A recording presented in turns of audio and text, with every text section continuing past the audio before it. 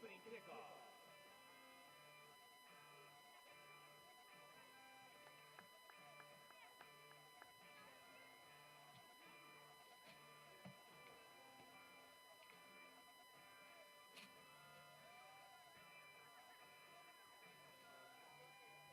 At this time, would parents and escorts for our senior cheerleaders and football players please make your way onto the track and meet Mr. McCall on the track near the flagpole. Again, would all parents and escorts of our senior cheerleaders and football players please meet Mr. McCall on the track near the flagpole.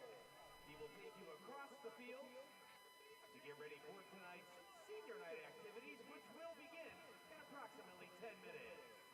One final time, parents and escorts of senior cheerleaders and football players, we ask that you, at this time, please go down onto the track, over to the flagpole, and meet Mr. McCall.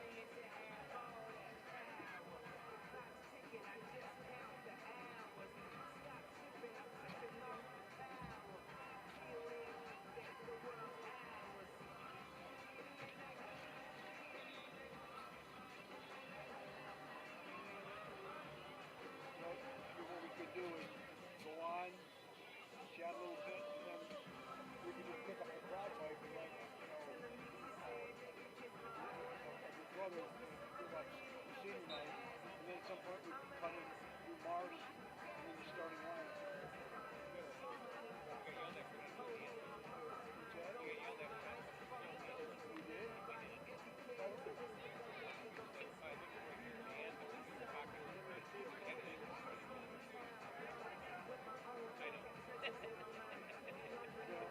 That's a bit of a sign like we're doing pretty good. You know? Fans, here is the starting offensive unit for the visiting Crestwood Red Devils. Starting at quarterback for Crestwood is a sophomore, number 3, Michael Callista. And wide receiver, a senior, number 4, Wyatt Januska. Welcome to the big show. He could go all the way.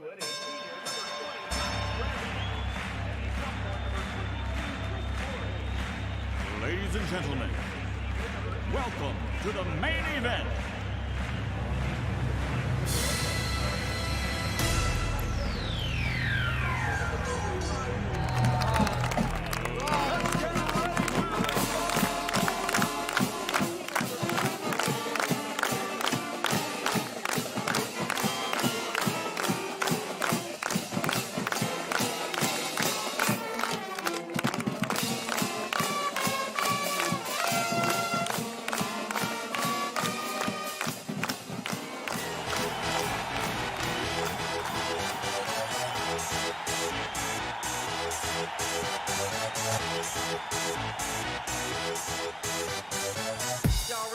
Oh, yeah. Oh, yeah, baby.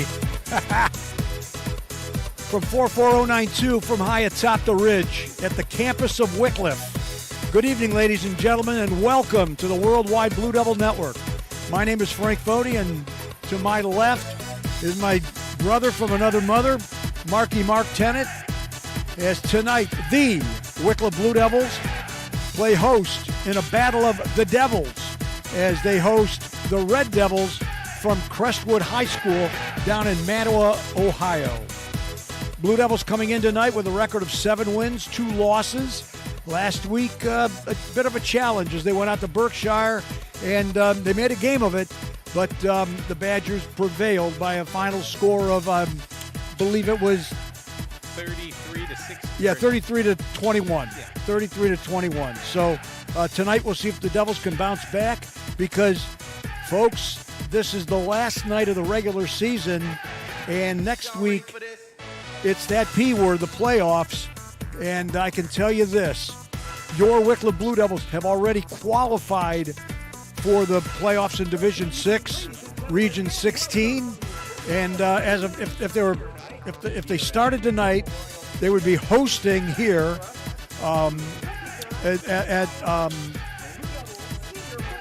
they come in at number 7, and they would be hosting the number 10 team, which as of right now is New Springfield, which is a high school out near the Pennsylvania border. So, but first, we got to take care of business tonight, which is the Crestwood Red Devils. They come in here tonight with a record of 3 wins, 6 losses, but they played, some of those losses have been tough losses, so I expect Crestwood to give the Blue Devils a tough game. 50 degrees, cloudy, perfect fall night. The colors are changing as this will wrap up the regular season for your Wickliffe Blue Devils. Well, we got a little spoiled, I think, partner, coming up with all the really nice weather we had up until tonight. Now, not that the weather's bad, it's certainly a October fall night here in Northeast Ohio. Hot chocolate night. It definitely is. And we were just talking before we came on the air. This is one of those nights where you're out here in the cold for a few hours. By the time you get home and get warmed up, you'll be in that bed sleeping pretty well tonight. Oh, yeah. And hopefully we'll be doing that with a win from your Blue Devils. The Wickliffe Blue Devils, they're banged up a little bit. Elijah will not be playing number 8. That's Elijah Fitch. He won't be playing tonight. The outstanding freshman running back. He got a little nicked up and kind of just resting, I think, for next week when the playoffs start. Frankie Buchar still wears that cast on his left hand. But other than that, I think we're in pretty good shape. It's that time of year when everybody has a little bit of something going on, but we're going to see a game, and I think we're going to see a pretty decent game this evening as well. And as always, we're fortunate to be able to bring you tonight's webcast, courtesy of the Wickliffe School Alumni Association. So want to check out Wickliffe Alumni, Wickliffe alumniassociation.org. You can learn as much as you want about what your alumni have been up to and things going on with regard to the campus of Wickliffe. A little bit later, Mark will be having a chat with Wickliffe head coach Marsh Purcello, and one of the things we thought we would do is, rather than listen to us jabberjaw, since it is senior night tonight, maybe we'll just turn it over to the crowd mic, and you can hear Scott Tennant as he's giving us some background about the seniors with regard to cheerleaders and the football team. She also received a varsity letter in soccer. She's a participant in flag football as well as basketball cheer. And while she is undecided on her after-high school plans, she does plan to go to a college in order to become a pediatric dermatologist. That's Altier Sanders. And now we move to our football seniors, and we begin with number 88, Corbin Haas. Corbin being escorted by his mom Maria, stepdad Danny, and nephew Cartier. Corbin is a 4-year participant in the Blue Devil football program and is a varsity letter winner. Corbin plans to attend college for fashion design and minoring in photography and philosophy, but has not yet decided on a school. That's number 88, Corbin Haas. Next is number 11, Elijah John. Elijah escorted by his mom Melissa and sister Adriana. Elijah, a 2-year participant in football and a 2-year varsity letter winner. Elijah is undecided on his after-graduation plans, but does want to become a physical therapist. That's number 11, Elijah John.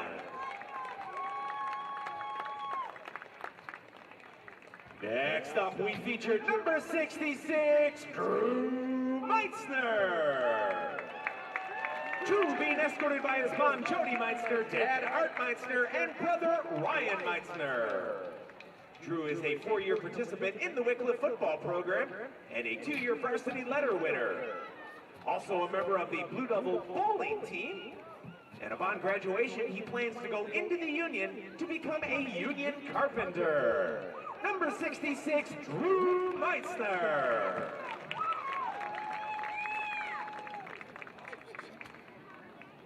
Now we feature number 5, Marquise Roberts. Marquise being escorted by his mother Rachel, brother Monty, sister Aaliyah, and stepdad Marquise. Marquise is a 3-year football player and a 3-time letter winner. Also plays basketball and runs track. After high school, he does plan to attend college to play football and earn a degree in business administration and finance. That's number 5, Marquise Roberts. Next up is the kicker, number 40, Drew Rossman. Drew being escorted by his father Tom, his grandmother Fran, and his girlfriend Becca. Drew is a 2-year participant in Blue Devil football and a 2-year varsity letter winner. He's also a member of the boys soccer team and basketball team. After high school, Drew plans to football kick that is, in college, but at this time is uncommitted to a specific school. That's number 40, Drew Rossman. Next up in the senior spotlight is number 14, Jade Straley. Jade being escorted by his mom, Tammy Dono. Jade has been playing football for 4 years here at Wickliffe and is a 2-year varsity letter winner. He is at this time undecided on his plans after high school. Let's hear it for number 14, Jade Straley.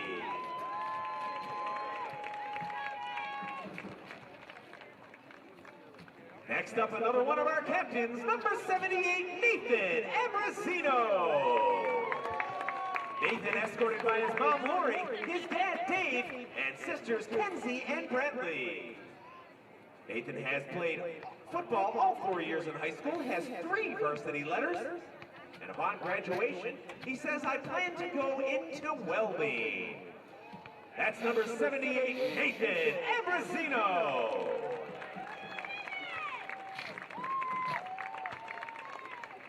Next is number 77, Preston Bocci. Preston being escorted by his mom, Natasha, his dad, John, sister Mia, and brother Cyrus. Preston is another 4-year participant in the Blue Devil football program with 2 varsity letters.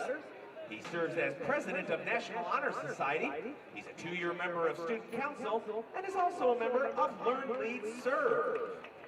Upon graduation, he plans to attend a 4-year university to study mechanical engineering, and he says hopefully that will be Michigan State University. That's number 77, Preston Bocci.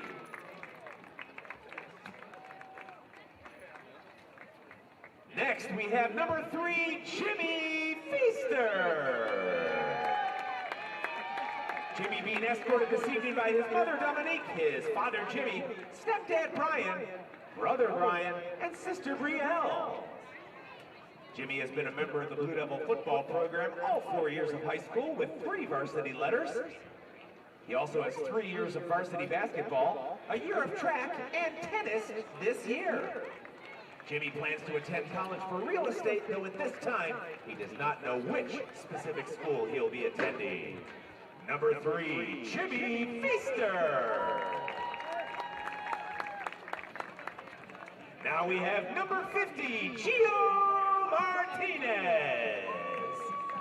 Escorting Gio is his mom, Missy, his dad, Leo, his grandmother, Kira Kramchak, his grandfather, Richie Kramchak, brother Dante, and his girlfriend, Amanda Peckley.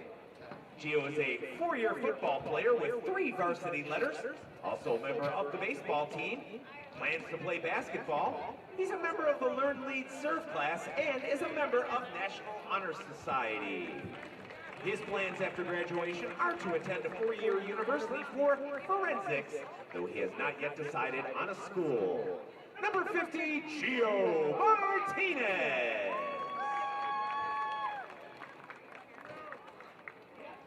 Next, we feature number 2, Frankie Bukar. Frankie being escorted by his father, Frank Bukar, his mother, Carol Bukar, sister, Sophia Bukar, and Jess Adams. Frankie, a 4-year member of the football program, a 4-time varsity letter winner. He's a member of the National Honor Society, Learn, Lead, Serve, Student Council, has played 4 years of varsity baseball, and is expected to be a 4-time letter winner in that sport. Frankie plans to attend college to play baseball while studying business. Number 2, Frankie Bukar. And finally tonight we recognize number 4, Ralph Jackson. Ralph being escorted this evening by his mom, grandmother, and sisters. He's yet another 4-year participant in the Wickliffe football program and a 4-time letter winner. He has been named Defensive Most Valuable Player twice in his career. He participates in tennis and also volunteers in the lower school and also lists among his activities, chill. After high school, Ralph plans on going to trade school for HVAC and also learning real estate. That's number 4, Ralph Jackson. Once again, ladies and gentlemen, let's hear it for all of these members of the Blue Devil class of 2026. Congratulations to our senior cheerleaders and football players. Thank you for everything you've done for the program, and good luck in all of your future endeavors. Well, Mark, quite the accomplished senior gang there with regard to the football team and the cheerleaders, and you know. Ladies and gentlemen, It's been a year, I think, since your attention on the field. a few years since they with the Where descriptions Athletic Director Harrison McCall will be standing with Wickliffe head coach Marce Purcello. Earlier this season, Coach Purcello became the all-time winningest football coach in Blue Devil history. He has notched 74 victories in his head coaching career, putting him ahead of legendary Wickliffe coach Tom Rosman. We present Coach Purcello with a plaque to commemorate this outstanding accomplishment, and we thank him for all of his contributions to the Blue Devil football program from the time he was a player here till now as Wickliffe head coach. Congratulations, Coach Purcello. You know, Mark, that's most deserved. Yeah. Oh, yeah. And you know what? I don't think they'll ever, at the 50-yard line, be giving out a plaque like that to people that have to do with that NFL team here in town. Probably not. Probably not. But as I was saying before, it's nice with the ceremonies with the seniors. It's been a while since they really, it's good to know a lot of their plans. Good to know a lot of these kids are actually going to go into the trades and that kind of a thing, and maybe not just college, which is fantastic because it's just as I think the plumber that was in my house today was probably my age. You need a lot more of those trade kids coming out of high school, that's for sure. You know, that's something that, you know, Mark, when we were here, there was shop class and auto shop and electronics and printing and, you know, they did metal and all that. That's all gone. Yeah. You know, and welding. I mean, welders today make, I saw where one or two of the players are going to pursue welding. Those guys will do well. Carpenters, welders, plumbers, Yep. HVAC, they sure will. That they will. Yep.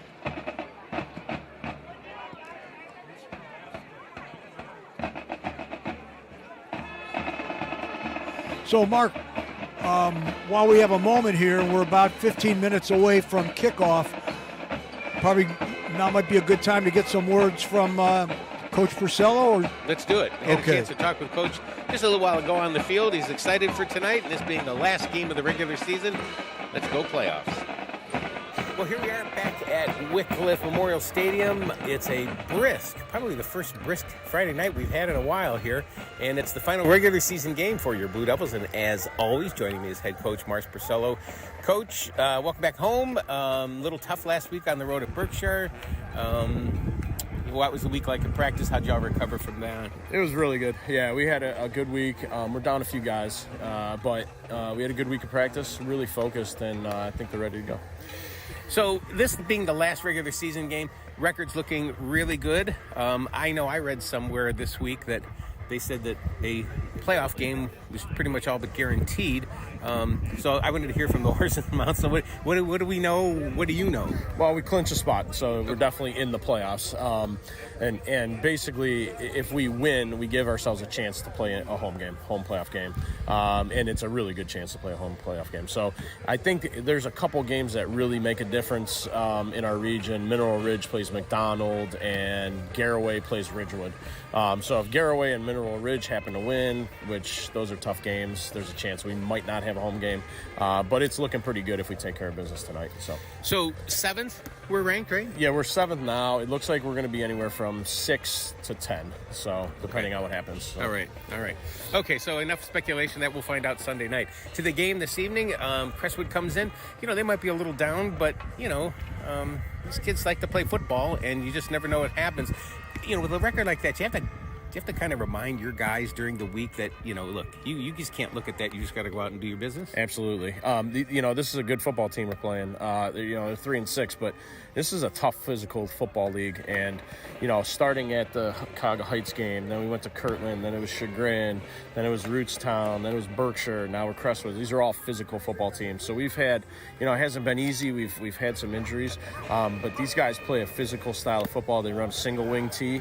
So our guys are ready, but they're going to bring it. I don't think they're going to give up on their season right now,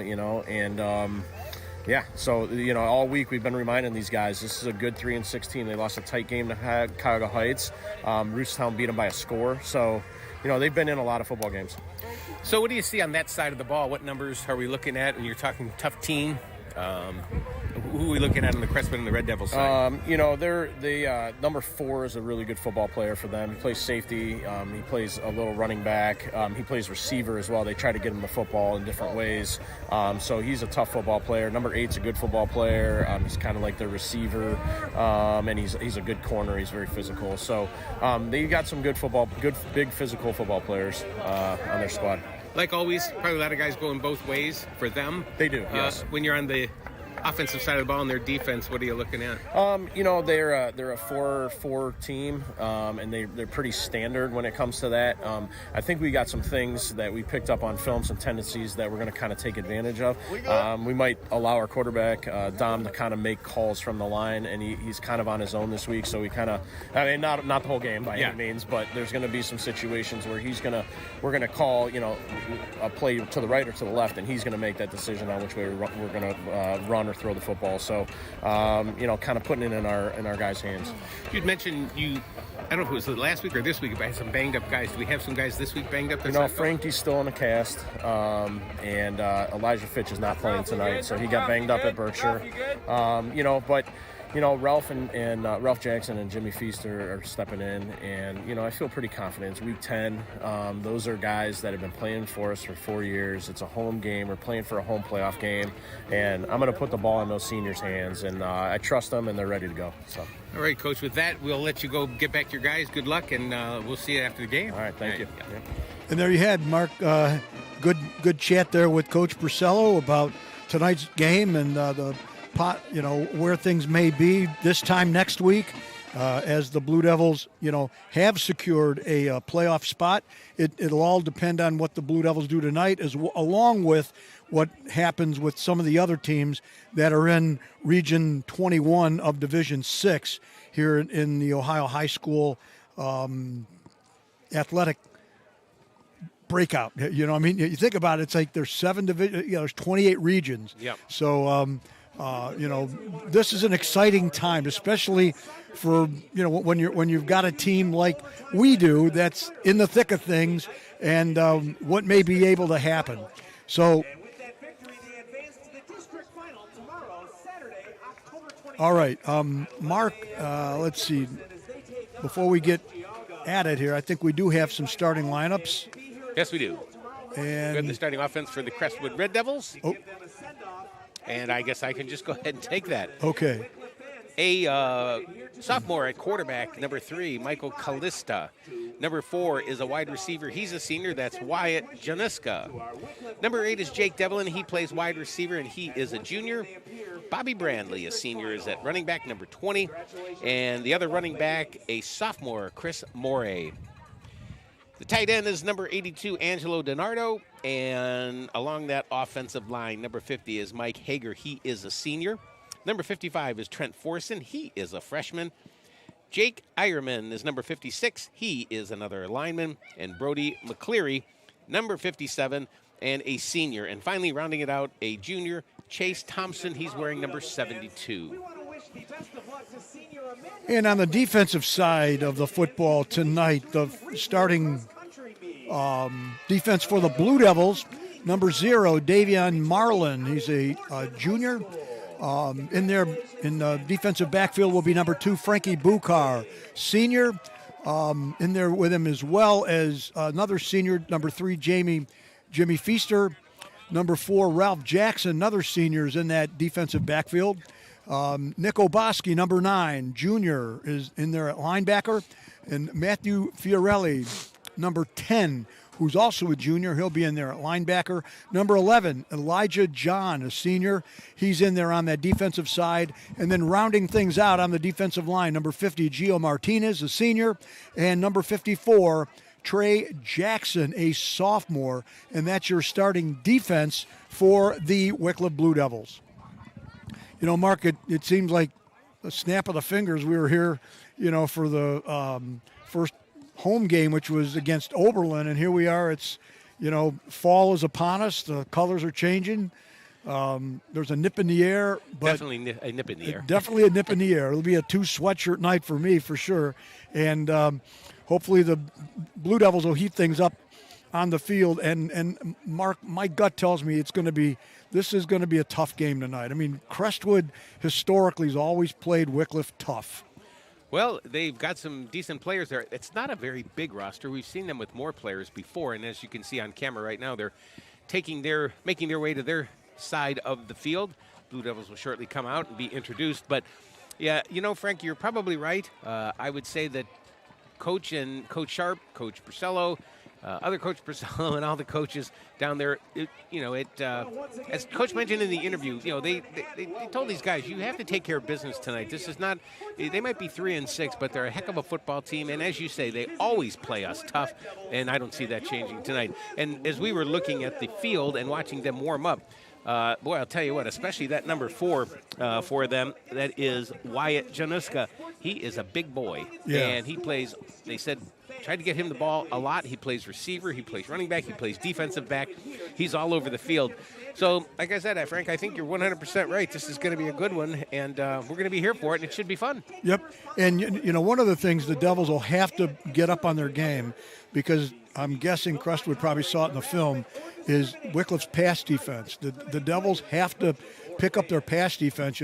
Last week Berkshire, they threw the ball all over the field, and they did it fairly well. Well, I think they probably watched the Kirtland film, because Kirtland is known for not really throwing the ball that much, although Jake Laverty is a heck of a talent. But, I mean, if they can keep it on the ground, they will. But they put it up in the air a few times against the Blue Devils and were very successful right here on this field a few weeks back. So I think you're right. I think we're going to see the ball in the air for the Red Devils here this evening. Well, we're about 6 minutes away from kickoff, as we're just basically waiting for the Blue Devils to make their way out onto the field. And then tonight's action will get underway. As always, it's a pleasure to be able to provide the home games and, the playoff activities by way of the Worldwide Blue Devil Network. Mark, we're wrapping up, season 21? Oh, no, 22. 22? My, how time flies, folks. Boy, how time flies. Yeah.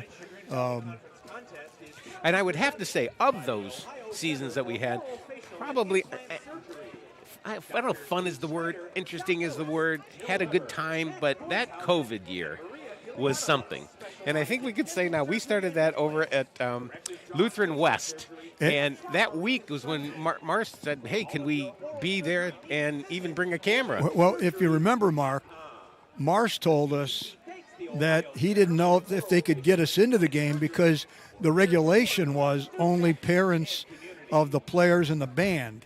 And he said, look, if you guys could figure out a way to do video, you could probably get in there. And we put the video part together, I think, like 2 days before that first game. Well, you did, but right, we sure did. It was a lot of fun. And the funniest thing about it was, and this is like, September of 2020, that there were more people in that press box squeezed together. Oh. I think I counted 16. And we had a rain delay. Remember, it was like an hour and a half, and we couldn't get, we were having trouble getting Wi-Fi connectivity and all this. Like, oh my gosh! But it's worked, and thank God we're able to to do this and enjoy the excitement of, and what I've always said is the magic of Friday night, and it begins in zip code 44092. And Danny Rowan, you look like you're freezing.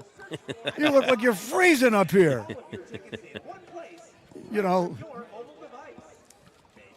All right. Just want to let everybody know, contrary to the report on ESPN earlier tonight, the FBI was not here investigating. Danny, the FBI was not here investigating you with your DraftKings thing. With all those prop bets on the Blue Devils and stuff. Okay. All right. Well, folks, here come the Blue Devils. It'll probably, I would say, you want to keep close to probably Facebook and or the alumni website, as once we know where things will be a week from tonight, Mark and I will be trick-or-treating from somewhere. It could be here, it could be from some other high school press box, but we will keep all of you posted as to what the activity will be with regard to the Blue Devils playoff activity, which will begin a week from tonight. And now, fans, let's meet the starting defensive 11 for the host Wickliffe Blue Devils. But my brother gets into this, doesn't he? Yes, he does. Junior, number 0, Davion Marlin. At defensive back, number 1. I wonder if he does it in his sleep. I've heard Terry had to kick him out a couple of times. Hey, you know it. He's very, you know it. In the in the memory of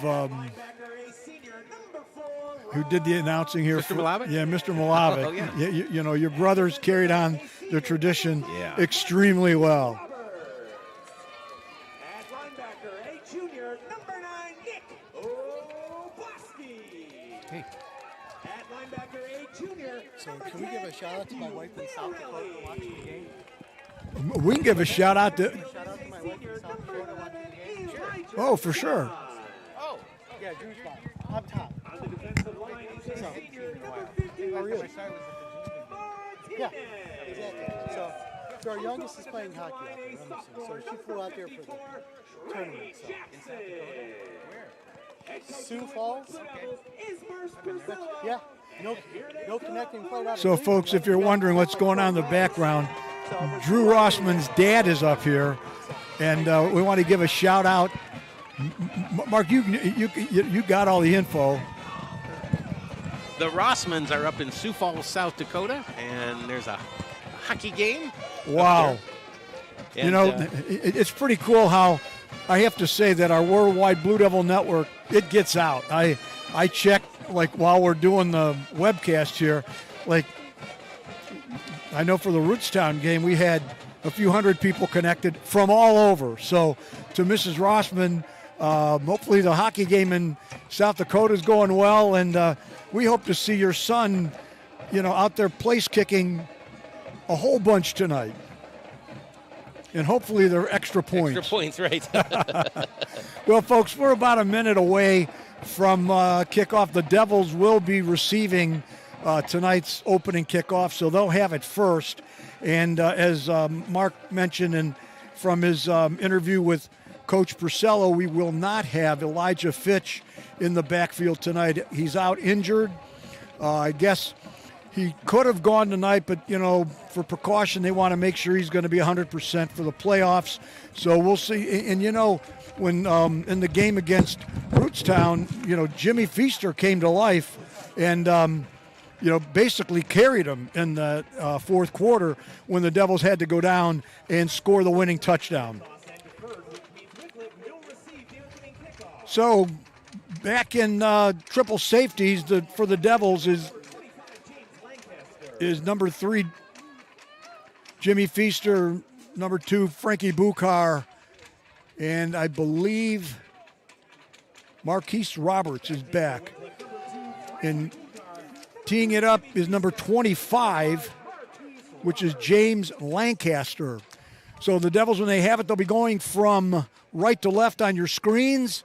We're about ready to get rolling here. So glad to have you with us here on the Worldwide Blue Devil Network.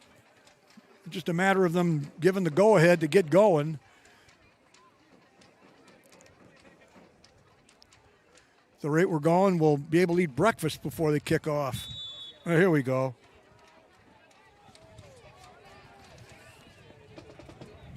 We've got an onside kick to start the game, and the Blue Devils are going to fall on it. I think that was Nick Oboski who fell on it at the 35-yard line. The Red Devils used a little bit of a switch in formation on kicking off, and they tried an onside kick, but the Devils were able to fall on it, so they're going to start 1st and 10 at their own 35-yard line.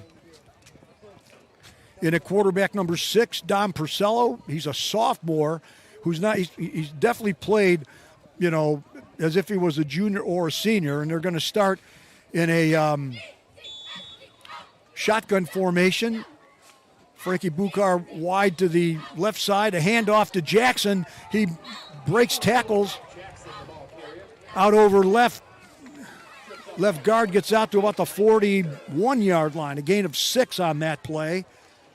Mike Hager, I believe, is the man who was on the stop for that. But I think after you're a right nice there, Mark. 6-yard gain. So staying in the backfield now to the left, or almost setting up in like a pistol formation behind Purcello. A spread offense. We've not really seen much for the Devils. Against Jackson, he's got the first down and more as he fights his way into Crestwood territory, across the 50, down to about the Crestwood 48. We're number 60 there for Crestwood, although I don't have a 60 on the...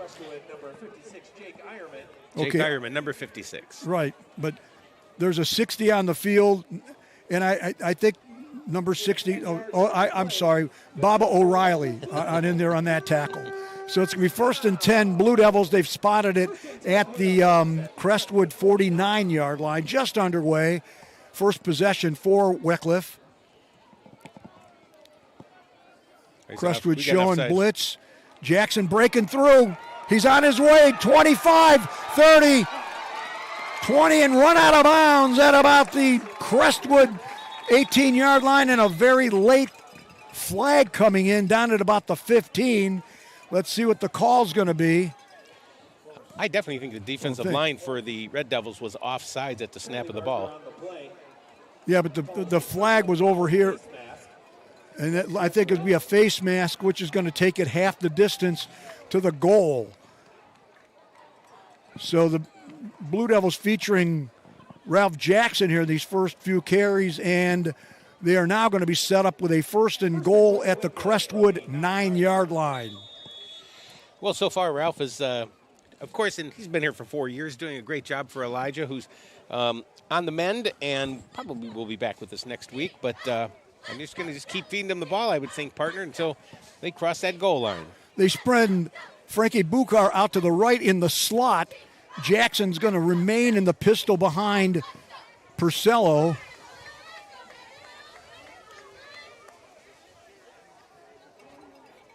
As, again, Jackson plowing ahead down to about the just shy of the 5. Number 55 there on the tackle there, Trent Forsum. They spotted it basically at the 6.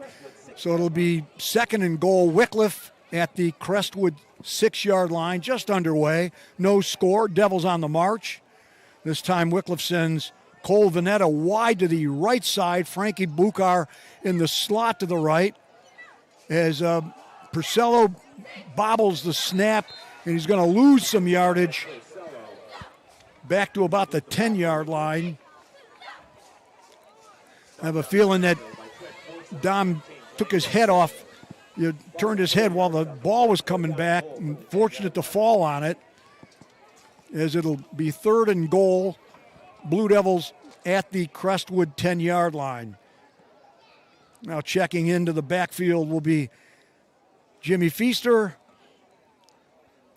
And we'll see what the Devils dial up here on a 3rd and 10, technically 3rd and goal from the 10.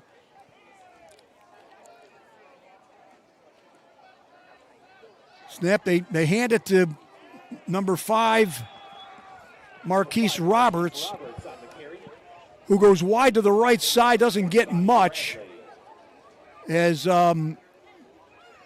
going to mark him down at about the 8-yard line, and it looks to me that the Devils are going to opt for a field goal as Drew Rossman makes his way out onto the field. It'll be Frankie Bukar will do the hold. The spot will be just shy of the 15. We'll call it, well, the 14. So there'll be a 24-yard attempt.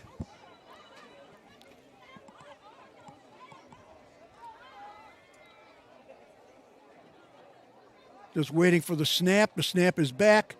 The kick is up. And the kick is good. So it's 7:58 to go here in the first quarter. The Devils strike first. It's the Blue Devils 3 and the Red Devils yet to have the ball.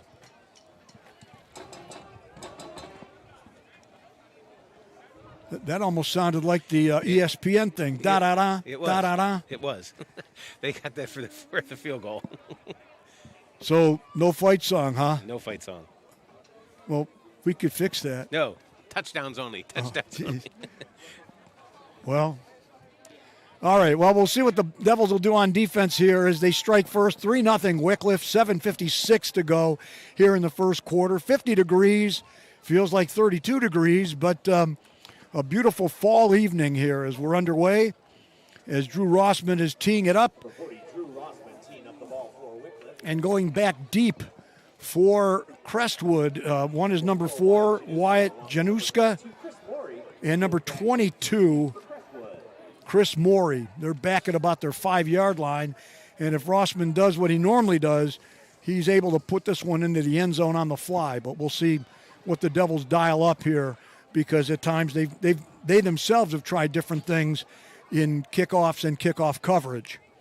Boy, the Devils really took some time off the clock there. Now it's 7:56 to go, so they had a nice drive. Now the Red Devil offense ready to come on the field. I'm really excited to see number 22, Chris Morey. He's a sophomore, but he plays a lot, and he'll be staying out on the field here in just a bit for those Red Devils. So Rossman's got it teed up. Glad to have you with us here tonight on the Worldwide Blue Devil Network. The final week of the regular season, and we've got a high end over end kick's going to come down. Maury's going to pick it up at about the 11 as he's over the 25 to about the 30. He's going to get brought down at about the 31 there by, looks like, Elijah John. So Red Devils will have their first possession as they'll start from their own 31-yard line, and they'll be moving from left to right on your screens.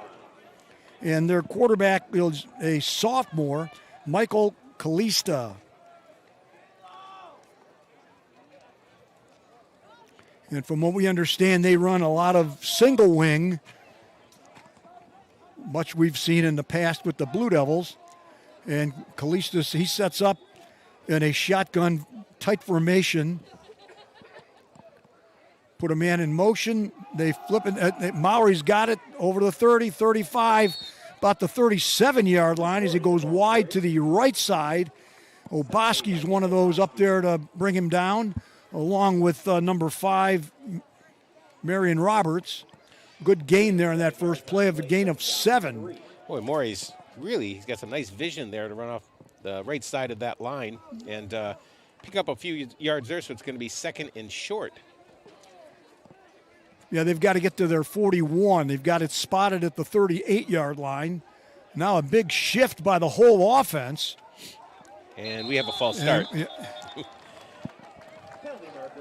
Yep, it's going to be a false start. I don't know if it was due to the whole big shift or what have you, so that'll back them up 5. There's their freshman offensive lineman, number 55, Trent Forson. You know, sometimes when you do those things with moving so many people, it's easy to, throw somebody off. And a young guy, too. Yeah. So we'll see what happens. Now, 2nd down, 8 to go. Ball backed up to the 33. This time they send a couple guys wide to the left side.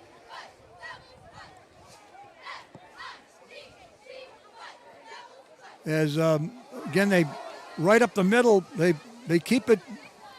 They keep it to that number 22, Morey.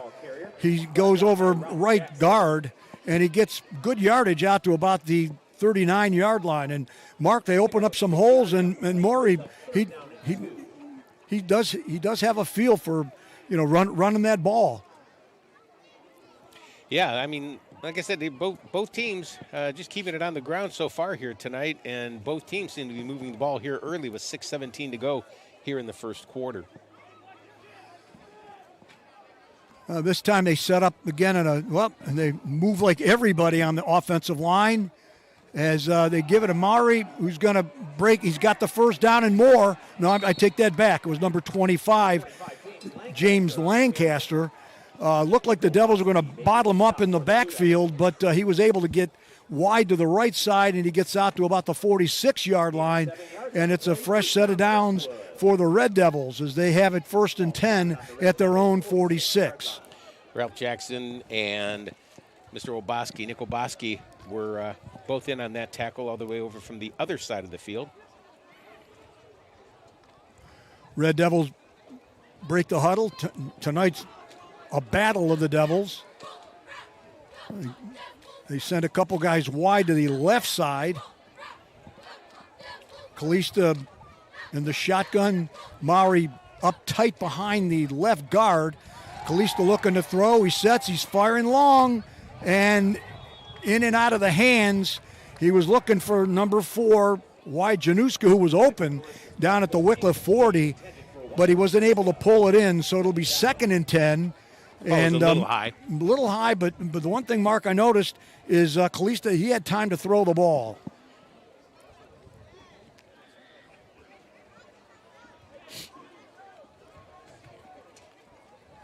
So if you're just joining us, 5:12 to go in the first quarter, 3-0 Blue Devils, 24-yard field goal by Rossman, and first possession here for the Red Devils as they have it 2nd and 10. Snap is back. Kalista rolling to his left. Does he want to throw? He looks like he wants to throw. He's made some positive yardage. Wickliffe was in the backfield there. He gets into Wickliffe territory down to about the Wickliffe 48. I thought the Blue Devils were going to nail him in the backfield, but it's almost like they got a wedge out there, and he got a gain of about 6 on that play. So makes it a very manageable 3rd and 4. I'm not sure if he wanted to option that off because there didn't really see anybody down the field, but it looks like he wanted to do something with that ball. He was able to get some positive yardage there. You're right. I didn't know if he was going to pitch it, throw it, or what. But he had, good gain on that play.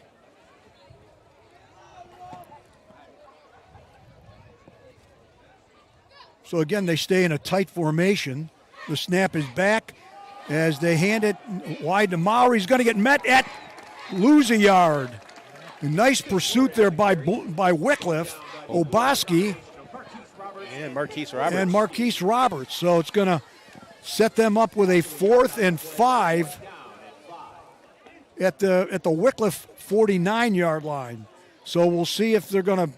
They're right about that, as they say, Mendoza line on whether to go or not on 4th down. Right? Yeah, it's one of those things. Either if you make it, you're good. If not, and Mark looks like they're going for it. They are going for it. So this time they send Januska wide to the left side. Kalista remains in the shotgun.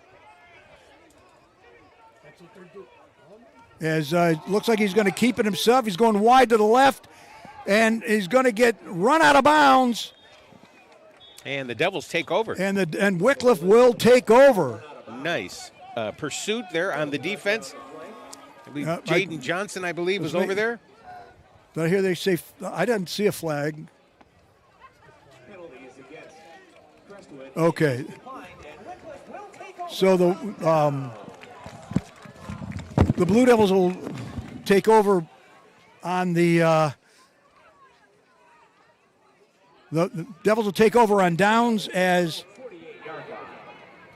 it'll be 1st and 10 Wickliffe at their own 48-yard line. All right. 3:27 to go here in the first quarter. 3-0 your Blue Devils. This time they send Marquise Roberts wide to the left side. Frankie Bukar in the slot as Don Purcello's going to keep it. He's breaks into the open as he gets inside the Crestwood 40 in excellent pursuit there by number 20, Bobby Bradley. And if Bobby Bradley didn't pick him up, he was gone. So a gain of 17. Wickliffe quickly to the line of scrimmage, working out of the Crestwood showing blitz. Looks like Dom changing the play. We heard Coach Purcello tell us in the pregame that he's going to let Dom change plays if he needs to. Gives it to Jackson. He's got positive yardage over left guard. He gets down to about the Crestwood 31. gain there of about, we'll call it a gain of 4. As Ironman was there to bring him down. It'll be 2nd and 6, about 2.5 to go here in the first quarter. 3-0 your score in favor of the Wickliffe Blue Devils. Devils again on the march. Their second possession. This time they send wide to the right side, Cole Vanetta. And looks like they've got Roberts wide to the left side. Crestwood showing blitz. Purcell's going to keep it. He drives ahead. Looks like he's got a... He's got the first down. Yep, he gets down to about the 25.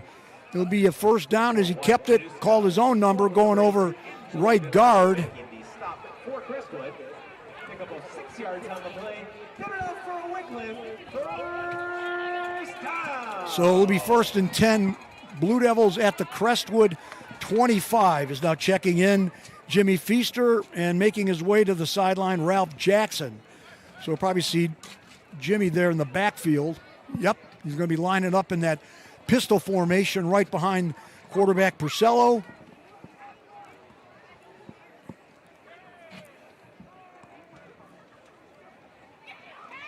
Jimmy's got the ball up the middle.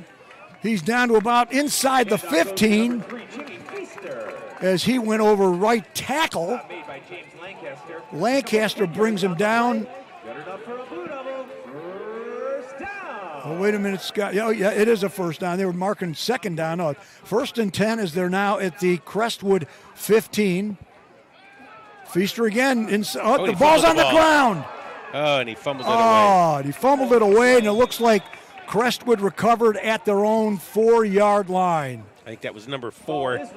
Wyatt Januska, I believe, fell on that. By number 22, Chris Morey. Twice marked, they get down in there and they come away, they came away with a field goal, and this time on a turnover as Feaster coughed it up as he was going over right guard, and he had good yardage. Now Crestwood will start 1st and 10 from their own 5-yard line.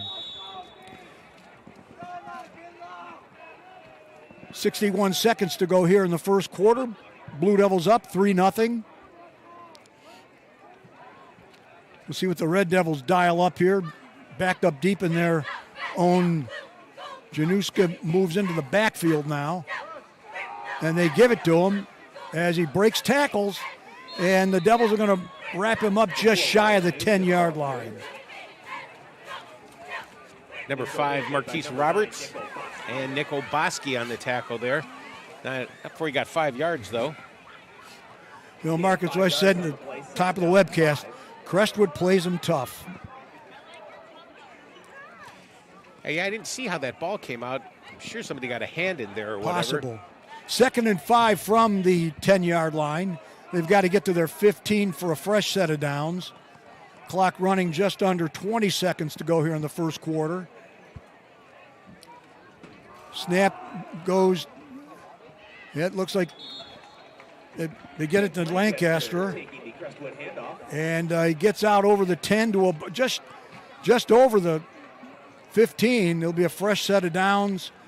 And this is probably going to do it for the first quarter. It will. Yep. So after 1 quarter play here at Memorial Field, the score, the Blue Devils 3 and the Red Devils nothing.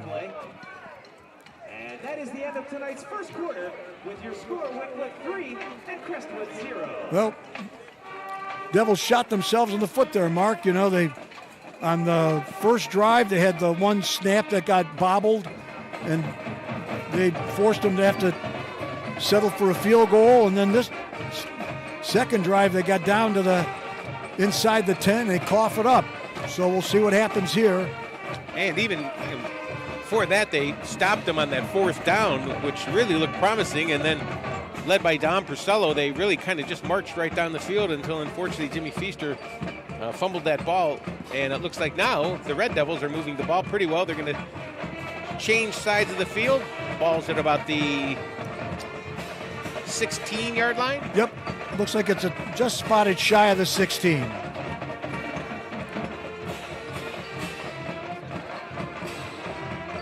Sounds like dueling bands.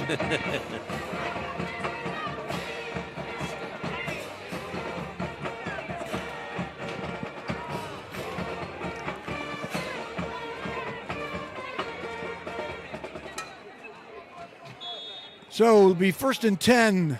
Crestwood, ball marked just shy of their 16. Snap is back on a delay back to Januska. Is going to get wrapped up in the backfield. Boy, nice It play. depends where they spot it, but Wickliffe was not fooled as he tried to get wide to the left side, and it looks like they're going to mark it back at about the 10. That'll be a loss of 5 or 6. Davian Marlin in on that play, and he shot right in there in the backfield. You might have seen that on film. That looked like a well-developing play until Davian entered the picture. So it'll be 2nd and 16. They've got to get out to the their 26 for a first down as they bring Januska over to the left side. Probably look to throw the ball here. Yep, he's rolling to his right. Under pressure. And he's going to take off. He's out over the 15, and he's going to get run out of bounds at about the 20. I tell you, Mark, the quarterback has got a good feel for the Brought down by Jimmy Feaster along with Feaster brought him down, but, you know, the quarterback, Kalista, has been able to, you know, get decent yardage. He got out to over the 20. gain of 11 yards Yeah. on the play. So it'll bring up a 3rd and 5. Down and 5 from the It's a big third down here. We can Yeah, stop them. you We know, can stop them here. They are going to kick the ball. Well, you'd think. So they set up in that wing, in that single wing, as they're going to hand it, trying to come wide here is number 22, who's got the first down and run out of bounds, was Maury. number 20, Bobby Bradley, the ball carrier. Oh, I'm sorry. Maury's 22. No, I'm sorry. I take it. Bobby Bradley. Yep. As he gets the first down out over the 30 to about the 33, as he read the left side quite well. Gain of 11. As Red Devils have it now. I thought it looked like Wickliffe was going to tie him up for no gain on the play, but he was able to turn that into a positive gain. And Crestwood's got something going here as they've got 1st and 10 from their own 32.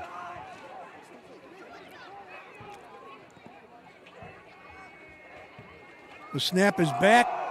This time they give it to Lancaster, who's pushing hard to the right side, gets out over to about the 35, gain of about 3. Brought down by Marquise Roberts. Marquise Roberts there to bring him down.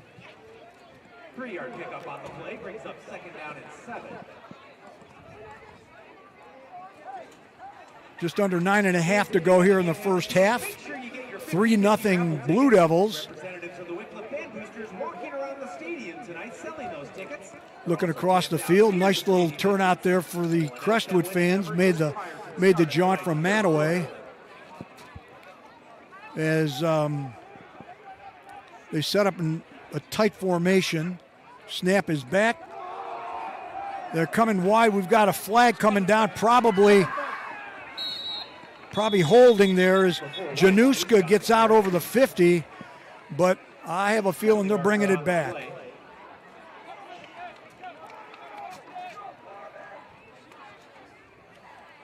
The initial indication is a hold, Ball is holding against Crestwood. so that'll back them up 10.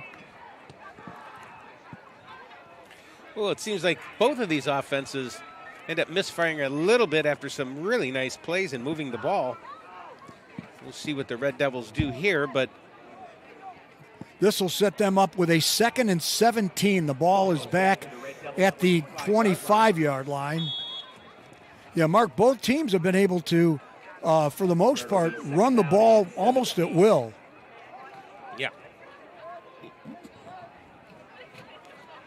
We'll see what they dial up here. 8:51 to go here in the first half. 3-0 Wickliffe. Snap is back. Januska trying to get wide to the right side. He's out over the 30, 35. He's inside it's a foot race at this point. 20, 10, 5. Touchdown Crestwood.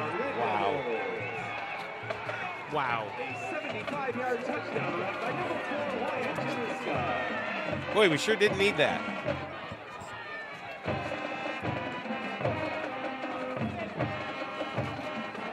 You know, Mark, the whole drive is a 95-yard drive. So 8:34 to go here in the first half. Januska on a 75-yard touchdown run. And that comes a play after they got called for holding. And they do not have a kicker. So they'll be going for 2 here.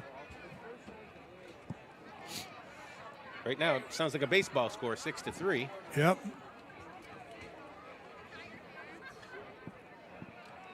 They set up, they got Maury next to the quarterback, Kalista. Kalista going to take it himself. He plows ahead into the end zone. So, and we got a flag from the back of the end zone right towards the play. Let's see what the... I think it's against the Blue Devils. Oh, it looks like they're...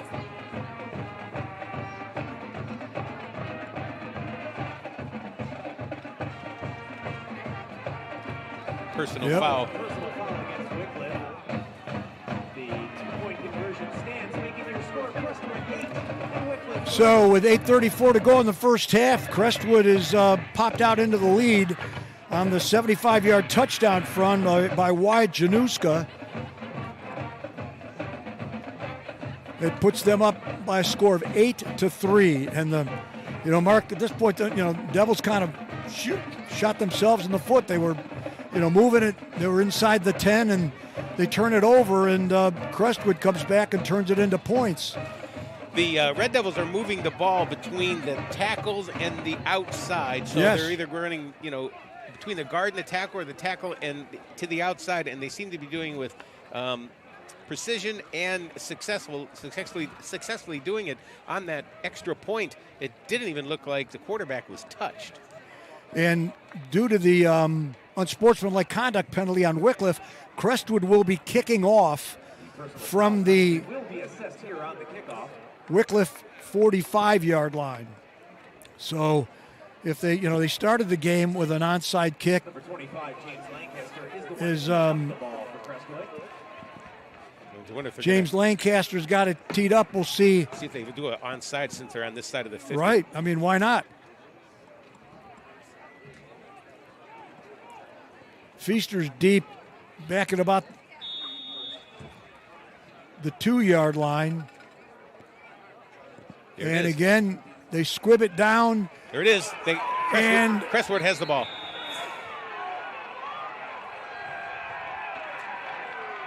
Wow. Yeah, I figured them being on the 45 and kicking off, they were going to onside it. I mean, they either pooch or onside kicks because they don't have a kicker. So the Red Devils will start again with the football, this time at the Wickliffe 26-yard line. You watch where they run this ball. I bet it's here to the near side off that tackle.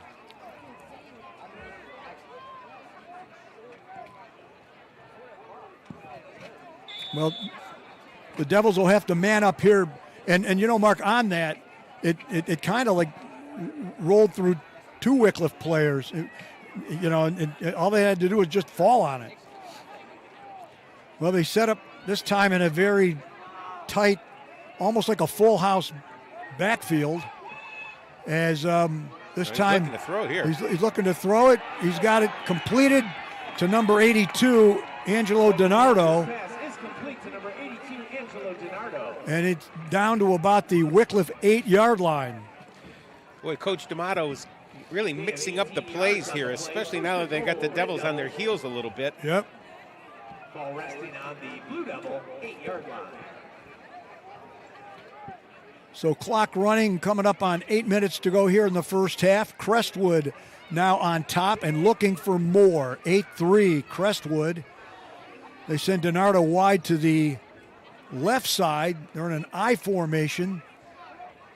As right up the middle. Right up the middle there with number 22, Maury. Lancaster, the ball carrier. Lancaster. Look like. Ralph Jackson combining on the stop for Wickliffe. Well, it's going to be second and goal from the Wickliffe 2-yard line. You know, when you have things happen like this, you really fuel the momentum for the other guy. They definitely have Big Mo on their side now. They give handoff, looks like right up the middle, no gain.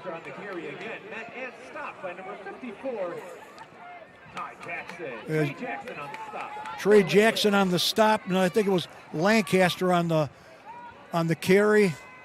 It'll be actually it's going to be a loss of 1 on the play. They marked it back at the 3-yard line. It'll be 3rd and goal, Crestwood. It'll be 2 down territory. As Mark mentioned, they don't have a place kicker.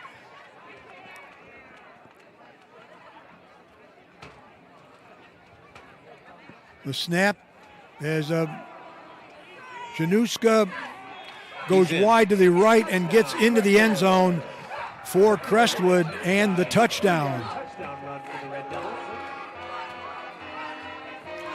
So 6:28 to go in the first half, and Crestwood's found the end zone for the second time as they'll be going for 2. Big help from the Blue Devils there on that last touchdown. The personal foul where the Red Devils was able to kick from the 45, onside kick, recovered it, and was able to move down into the end zone for another quick score. And they're going for 2 points here. It's 14-3 now, 6:28 to go in the half.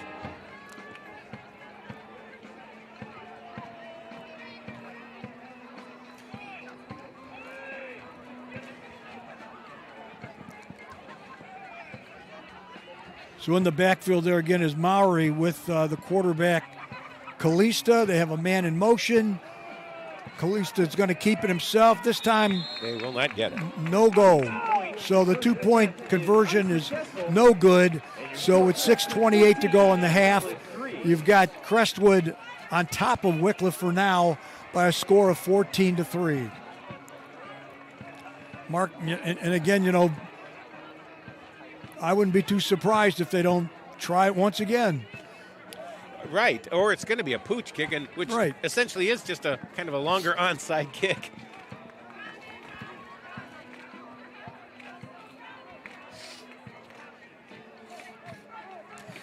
As always, folks, at halftime, Mark and I will step aside. You'll be able to enjoy the sounds of the marching band of both Crestwood and the Wickliffe Swing Band. It's always nice when they have 2 bands. Yep. And it looks like Crestwood's really, I mean, they've got a drum set down in the end zone, and it looks like they're getting ready for this halftime show. So back deep for the Blue Devils will be Jimmy Feaster, Frankie Bucar, and Marquise Roberts. And number 25, James Lancaster, teeing it up for the Red Devils. So in tonight's Battle of the Devils, right now it's the Red Devils on top of the Blue Devils. Pick the red pill or the blue pill. It seems like everything in life right now, Mark, is red or blue, you know. This time we get a high end over kick. It's going to get fielded there by Roberts, who's across the 50. And on his way. He's on his way. The 30, the 20, the 10, 5, touchdown Blue Devils. Wow. And boy, did they need that. Wow. Boy, did they need that. That changes everything. Marquise Roberts took that on the fly and busted right up the left side, and I don't think anybody touched him. I bet they don't put the ball in the air next time. I'll bet you're right, Mark. I bet they don't. I think it's probably one of the longer kicks we've seen, Frank, in 22 seasons. So Drew Rossman is on to try the point after. Once again, hello to Mom out there in South Dakota. The snap is back, high snap, the kick is up, and the kick is good. So 6:14 to go in the half. makes the score Crestwood 14, Wickliffe 10. Here's your fight song.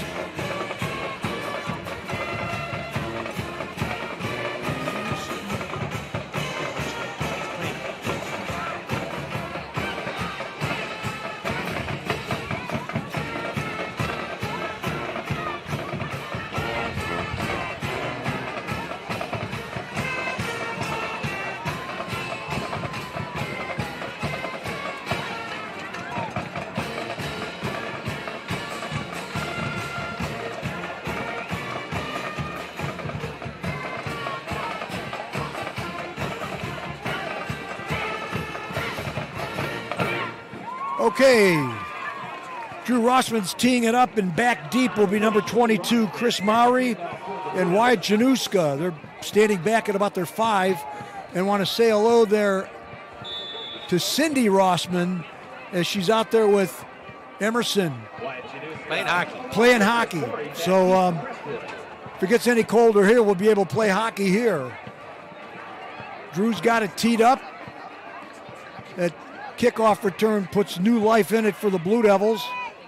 And we get a high pooch kick that's going to come down, get fielded at about the 30 as I'll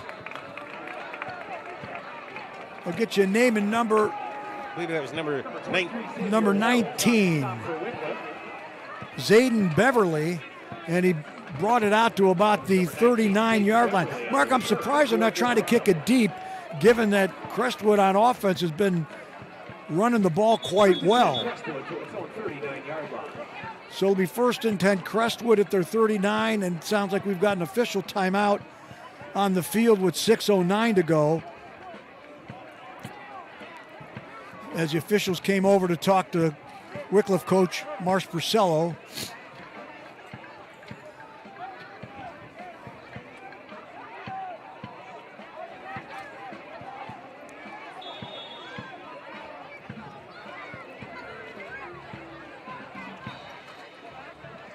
Snap is back to Kalista, who gives it, I believe, Lancaster again on the carry. He gets out. Marlin brings him down, gain of maybe 2 as he worked his way over right guard. So it'll be 2nd and 8. 5:45 to go here in the first half. 14-10 Crestwood.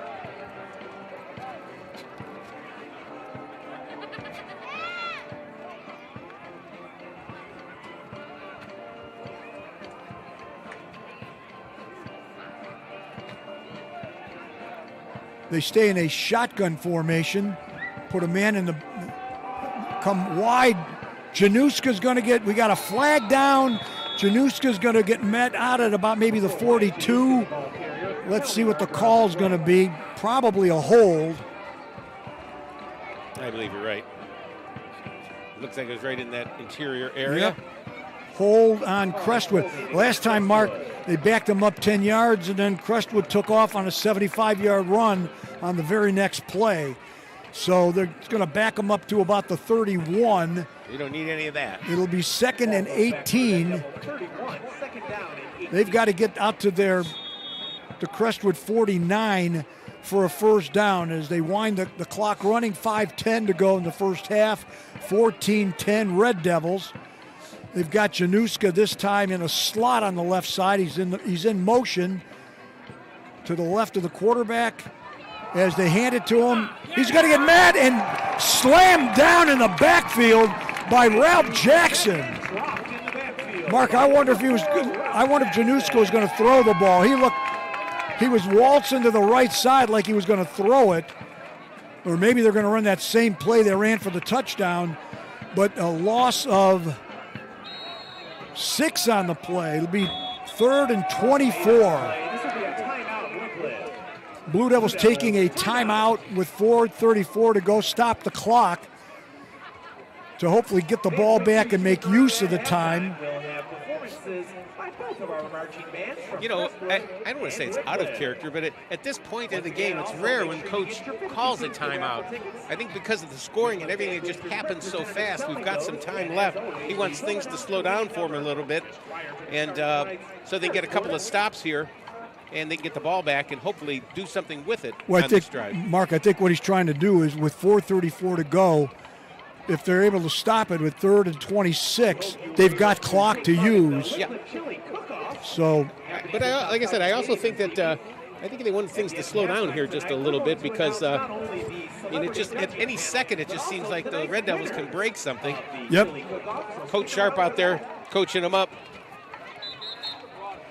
So we'll see what they dial up here. It's going to be 3rd and 26. They've actually marked it back at the 23. And as we've seen, Crestwood is capable of breaking off big plays, both through the air and on the ground. So they're fairly spread on this one. They got Januska in a slot on the left side. Kalista looking to throw. He's under pressure. He's rolling to his left. He sets. He fires. It's intercepted. It was batted and intercepted. Cole Vanetta. And that's going to set Wickliffe up basically at the 20-yard line of Crestwood. Looking for some love here. So right when they needed to, they had good pressure on the quarterback. He rolled to his left. It was batted in the air. Vanetta picked it off.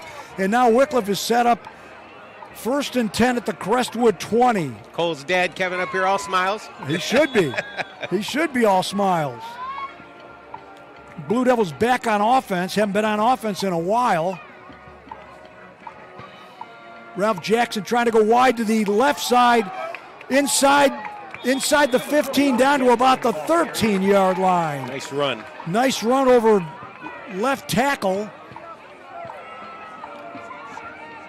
As up from his linebacker spot. Gain of 7 yards on the play. 2nd down and 3 from the 13-yard line. Mike Hager. So it's going to be a gain of 7, 2nd and 3, ball at the 13. Wickliffe can get a first down at the 10. Ralph Jackson lined up in the pistol behind Purcell, who's in the shotgun. Looks like Dom is now changing the play. As on a Oboski inside the 5 down to about the 2-yard line. Goes right over right guard. And the Devils, when they've had the ball, they've run it well. They just haven't had much to show for it thus far. Right. They've been bringing Oboski in motion all night long on that play, and they finally did hand it off to him. So it's going to be 1st and goal, Wickliffe at the 3-yard line of Crestwood. This time he's got Jackson lined up to his right in the backfield.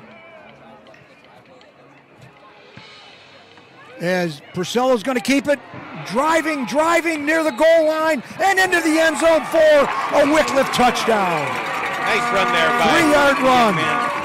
Don Purcello didn't give up, kept those legs moving right at the goal line, was able to get that ball over for a Blue Devils score. So with that, the Blue Devils move back in front with 2:45 to go here in the first half. Rossman will be on for the point after.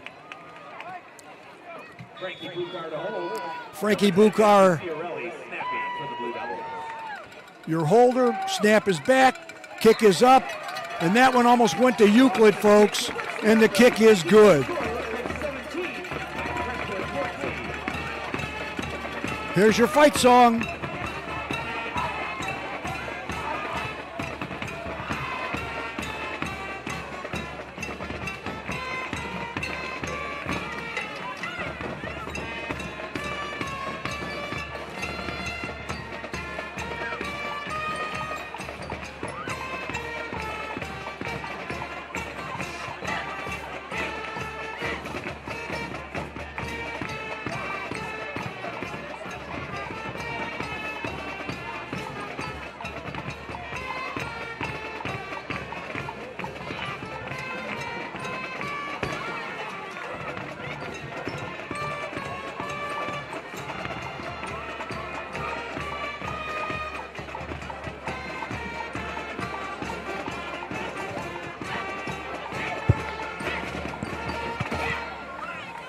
Mark, it almost sounded like they were the timing was off a little bit there. The cowbell was, you know what, guys? More cowbell. More cowbell. And once again, back deep for Crestwood. Back deep. Januska and Chris Morey. Morey and Januska are back deep at about the 10. Drew's got it teed up. We'll see if they go deep on the kickoff here. They've been pooching it thus far tonight.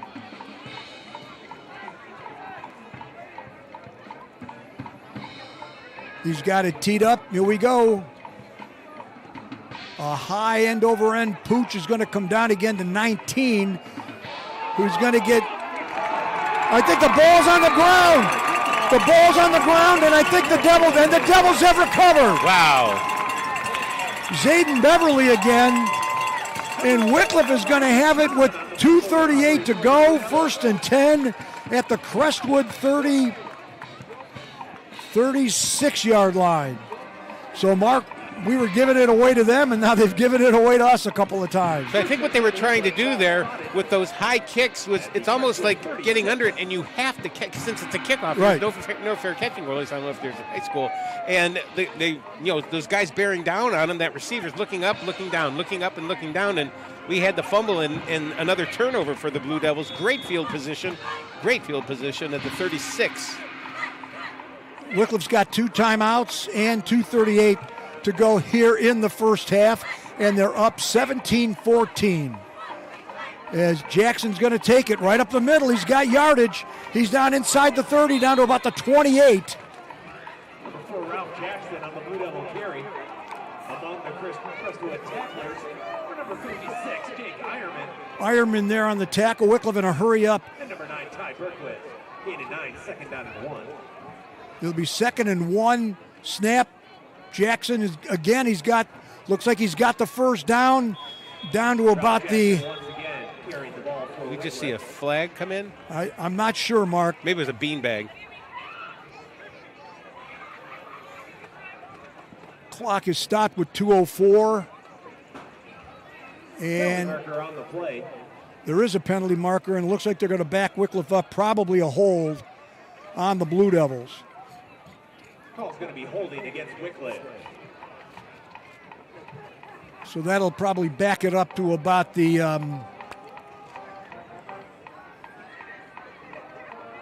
looks like they're bringing it back to about the 37-yard line. So it'll be 2nd and 11, 2:04 to go here. Brings up 2nd down and 11 from As the they 37-yard line. Clock rolling now, just under 2 minutes to go.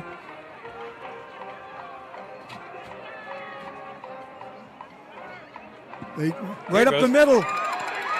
We got a first down for Wickliffe. He was down. They're saying the ball's out. He was down. I think that was Oboski who again went over right guard. He's got the first down.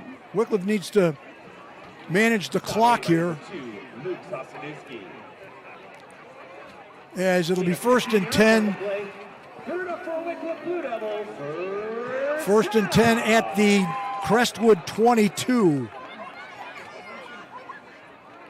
Clock running, minute and a half to go here in the first half. As Jackson works over left tackle, gets inside the 20 down to about the 17. I think they've got 2 timeouts. I'm surprised they're. 2 on the play, 2nd down and 8.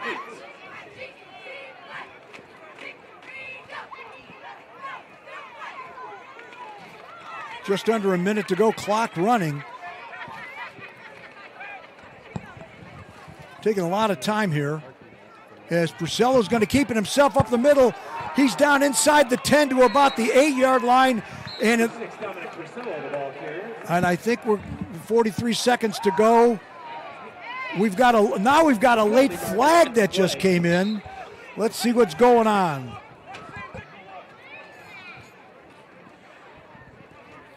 As the officials huddle up at about the 10-yard line. Gosh, I sure hope they're not getting flag happy here. There was a fumble on the play, recovered by Crestwood. Oh. And it looks like we have an unsportsmanlike conduct penalty that's been called against Crestwood. I didn't see the ball come out. The penalties, unsportsmanlike conduct on the Red Devils.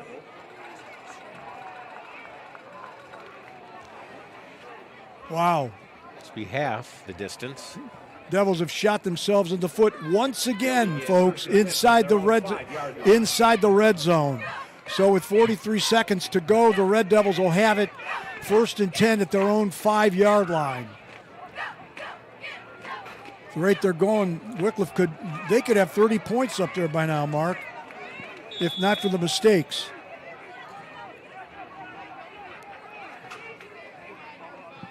They're going to give a handoff right up the middle to number 22, That's Maury. He gets out to about the 10-yard line. Oboski there on the tackle. Will be 2nd and 5.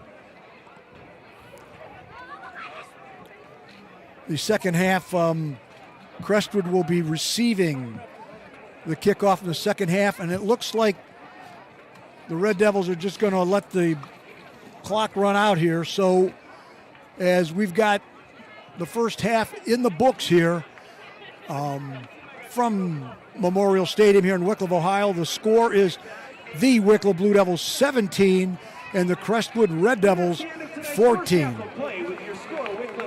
I think this halftime snuck up on the Crestwood band because they're just getting into place here.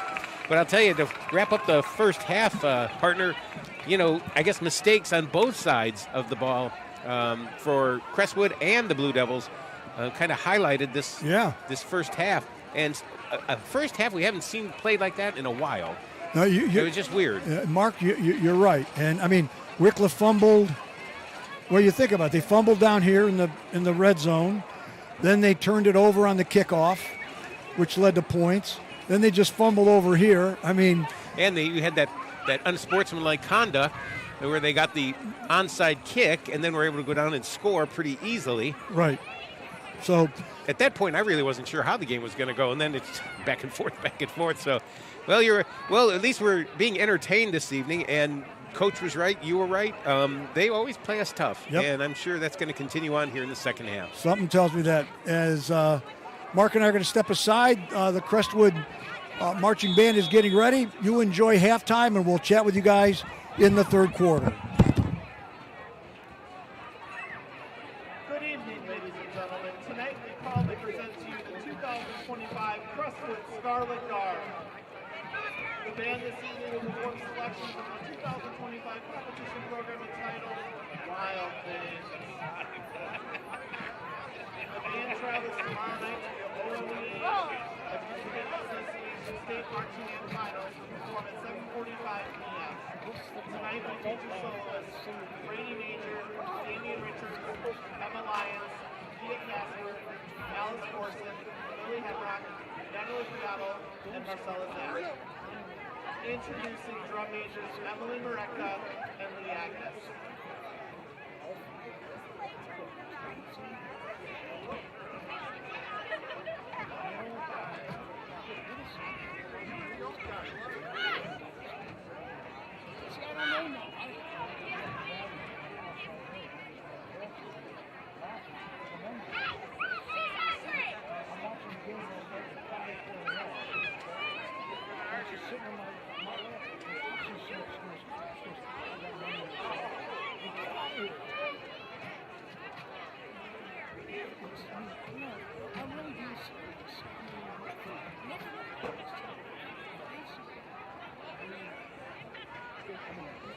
Good luck if the FBI think they're going to take it out. Because people will be sleeping if they're elected. I don't know. Yeah, I don't know. I mean, we could talk a lot on that. I don't know. That's what they're saying. You know,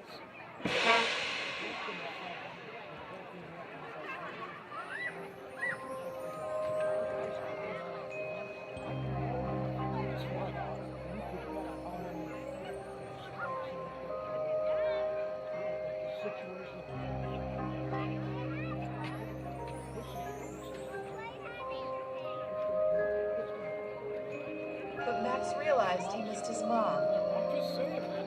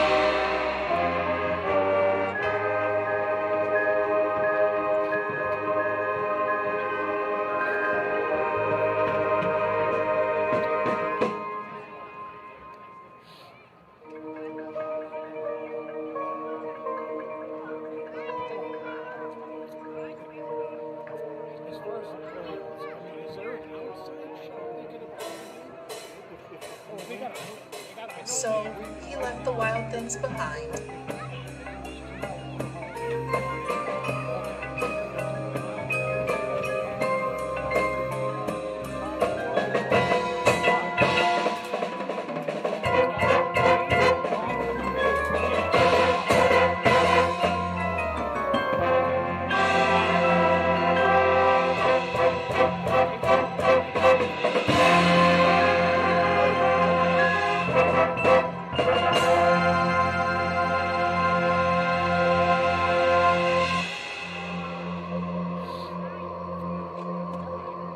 Max was hungry, and he missed his food from home.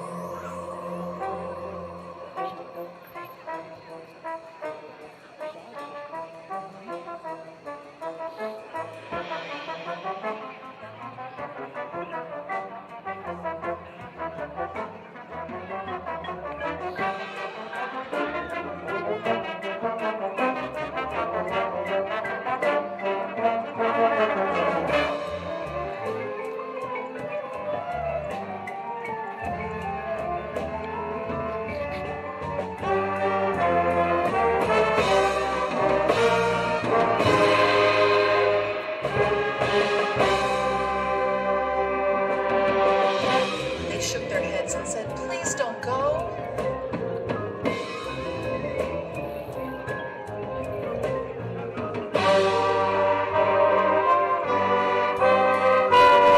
Max stood tall and said, "I must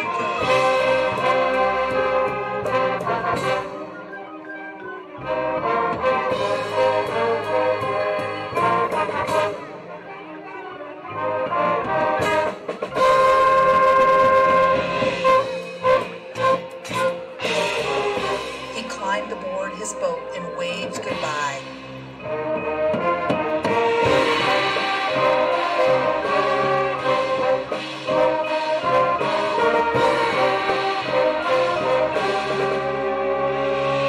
Through the quiet night, he sailed away.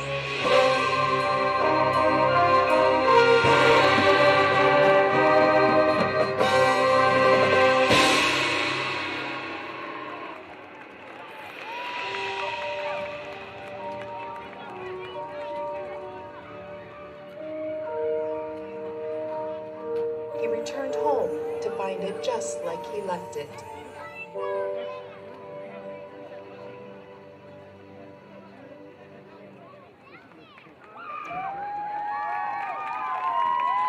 Thank you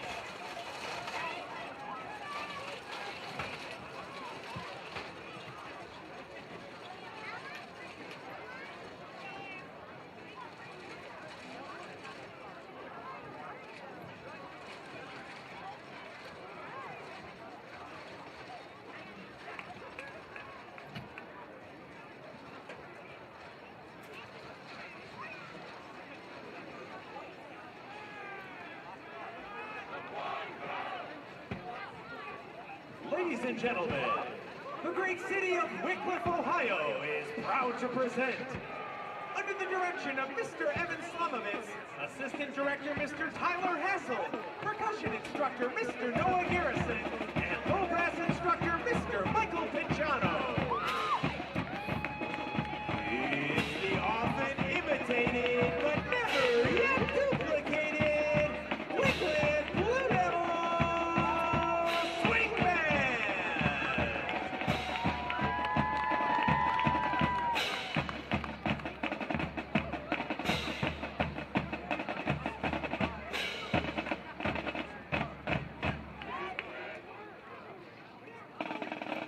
And now, your 2025 drum majors, Brendan Roach and Emma Solia!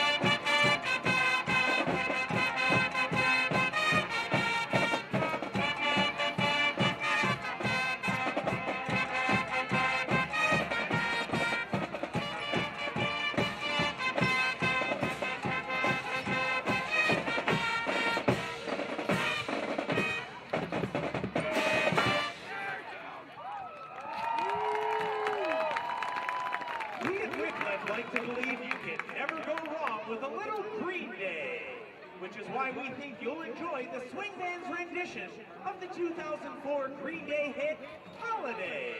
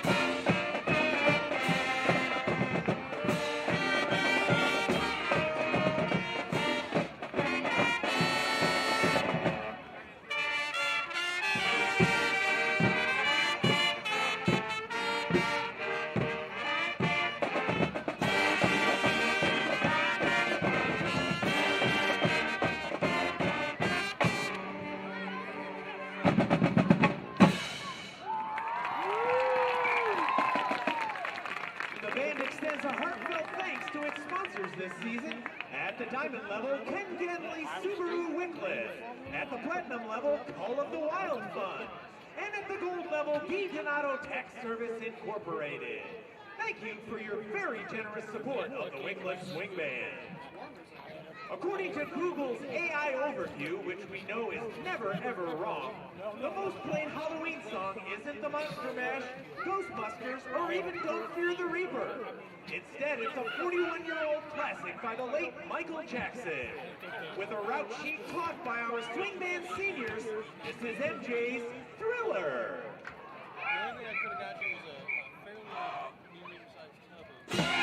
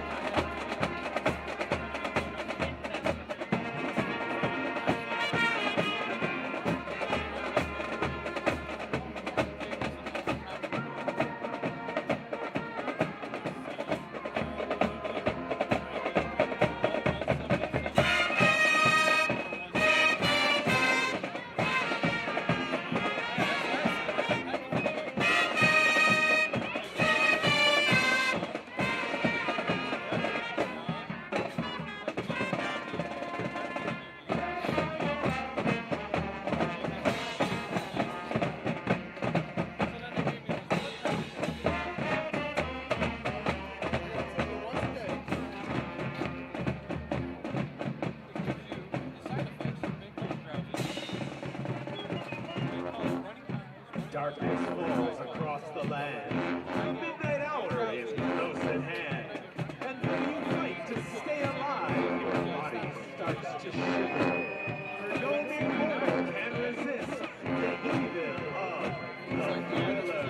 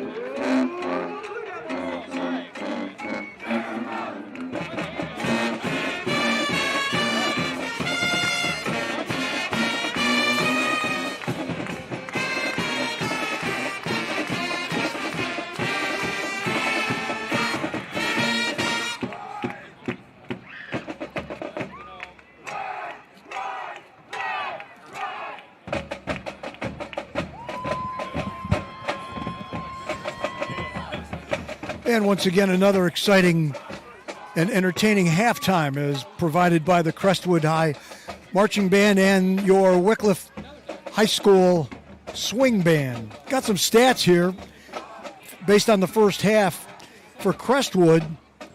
Basically, in the passing game, Crestwood has got one pass completion. It was off a pass from wide Januska to Angelo Donardo for 17 yards. But on the ground, they've done well on the ground. Januska's got 69 yards rushing with a long of 75. Lancaster's got 24 yards. Quarterback Kalista 19 and Bobby Bradley 16 yards. For your Wickliffe Blue Devils, Ralph Jackson leading the way running the ball. Wickliffe hasn't even put the ball in the air at all tonight. Ralph Jackson, 8 rushes for 70 yards, a long of 31. Dominic Purcello, 5 rushes for 32 yards. Nick Oboski, a couple of rushes for 25. Jimmy Feaster's got a couple of rushes in there for 17 yards. And Marquise Roberts, 1 for 3 yards. Big thing was the kickoff return for Marquise Roberts. 1 kickoff return for 80 yards and the touchdown. As when we get back to action here, it'll be the Blue Devils on top by a field goal thus far by a score of 17-14. Crestwood will be receiving the second half kickoff. And Mark, you know, I mean, the way the second quarter went, there was a lot of action, a lot of activity, a lot of turnovers in that second quarter by both teams. I mean, a lot of surprises. Just, you know, the interception just right in front of the ball batted down, and Colvanetta intercepted it and set up that 1 touchdown. You know, you had the Blue Devils driving the first drive. Jimmy Feaster, I believe maybe it was the second drive down there, and he fumbled the ball away. You had Wickliffe on that personal foul on the extra point, which moved the kick up to the Wickliffe 45, where they kicked an onside, the Crestwood Red Devils I'm talking, and were able to move it in. And like I said, we just haven't seen a game like this in quite a long time. And right. Probably in for more thrills here in the second half. I will say this. Because we're not down on the field, and you don't see the penalties like you do if you're like standing at the fence, or you see if you're on the field or whatever. But hopefully this crew doesn't get a little too flag happy tonight and let these guys play. Well, but we'll see. You know, the last home game against Rootstown, the first half was pretty clean.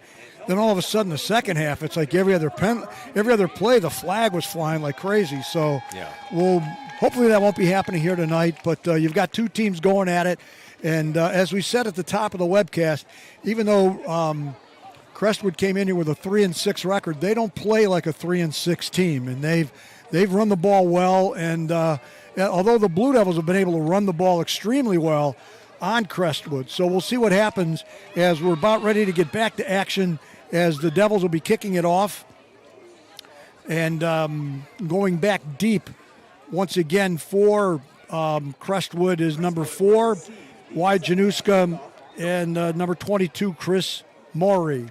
They're back at about the 10-yard line,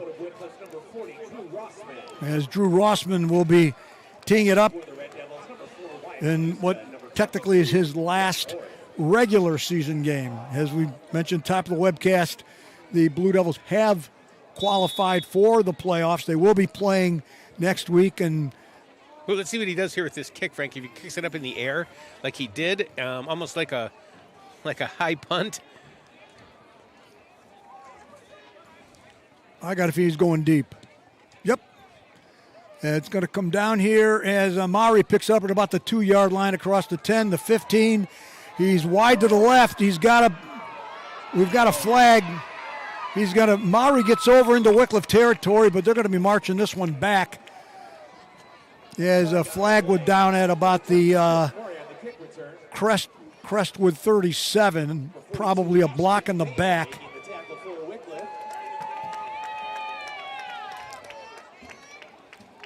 Just waiting for the indication here as to.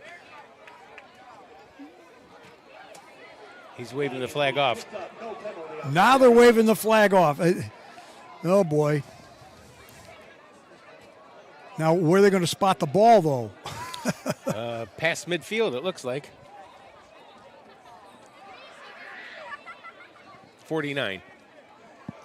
It looks like it's going to be 1st and 10. Crestwood starting the second half in excellent field position, as now the officials are coming over to talk to Coach Purcello as to probably why they picked that flag up.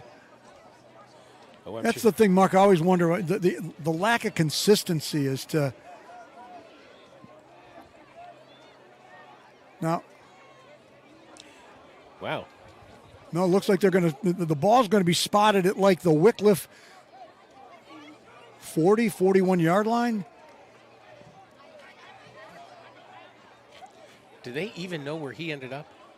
Mark, I don't know, to be honest with you. I mean, a long discussion here on the sideline between the lead official and Coach Purcello. And I think what Marsh is saying, you had 2 flags, not 1. Right, right.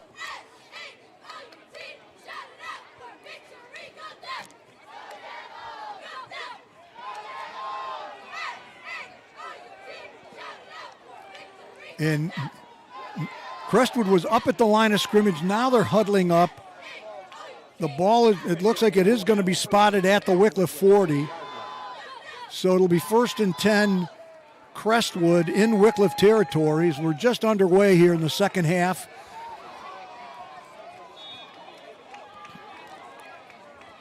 As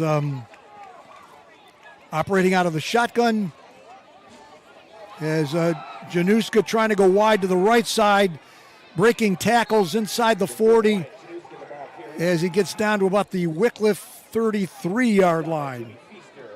Jimmy Feaster comes up to bring him down, but not after a gain of about 7. It'll be 2nd and 3. If you're just clicking in, 17-14 Blue Devils, but that lead is possibly in question right now as Crestwood off to a good start here in the second half with the huge second half kickoff return. Snap, they give it number 20, going to be no gain on the play. Bobby Bradley is going to be met there right over at left guard.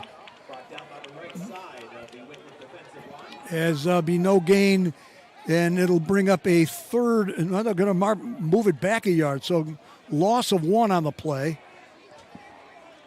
Nope, now they move it toward no gain on the play. Wish they make up their minds there, folks. Man. We should just wait till the team comes up to them where the ball is sitting. You're right.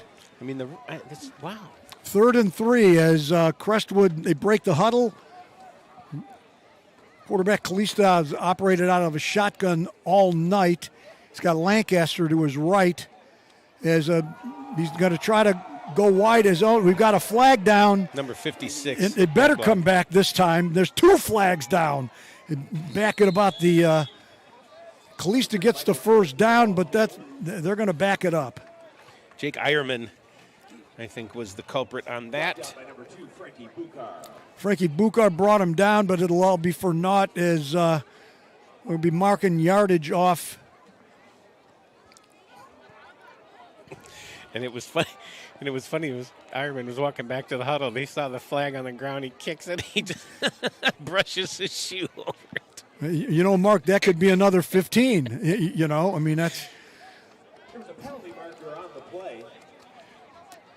So they're moving the ball all the way back to the Wickliffe 43-yard line. So that's going to set up a 3rd and extremely long, 3rd and 13. And as the ball is now at the Wickliffe 43, they've got to get to the Wickliffe 30. So we'll see what they dial up here. This time he's got Lancaster lining up to his left, and that being the sophomore Kalista, the quarterback. Not a tall young man. Snap is back. He's rolling to his left. He throws long and wide. Oh, in and out of the hands. And I mean, that quarterback was in trouble. He got decked. He just threw it up there. He just threw it, but back. But he had number 8. He had Jake Devlin under the ball, who dropped it. No, it was Lancaster. He dropped it. I mean, if he hauls it in, it's a touchdown. Wow, that somebody is smiling on the Wickliffe Blue Devils right now because that'll set up a 4th and 13. We'll see if they go for it here, if they try to kick and pin Wickliffe deep. Oh, they're going for it. Blue Devils, you better have that, better get some containment there. Snap is back as Kalista running to his left, and he's brought down. He's brought down back at the Crestwood 47. Ralph Jackson pursued him and pounded him into the ground on the left side. As the Blue Devils now will take over on downs in Crestwood territory. Huge, Mark, huge. Now what? Wait a minute. Now what's going on?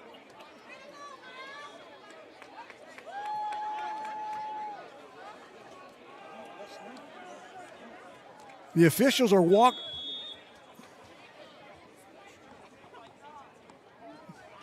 Folks, it's getting a bit strange here, folks.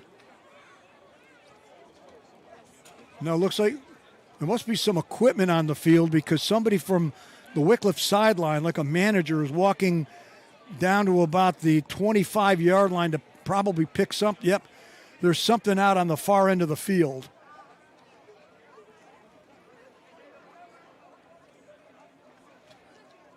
Now she's walking down near to the end zone. What? We've got offsetting penalties. Mark, you wondering if they were going to get weird in the second half. We're not even 3 minutes into the second half, and it is weird. No, it's going to be Wickliffe ball. There are also offsetting penalties on the play. They're going to play it over. Nope. Mark, the Blue Devils. How can it be offsetting penalties, but first down? Unless it happened after the play. But it's going to be 1st and 10 Wickliffe at the Crestwood 47-yard line. 9:33 to go in the third quarter. Blue Devils on top, 17-14.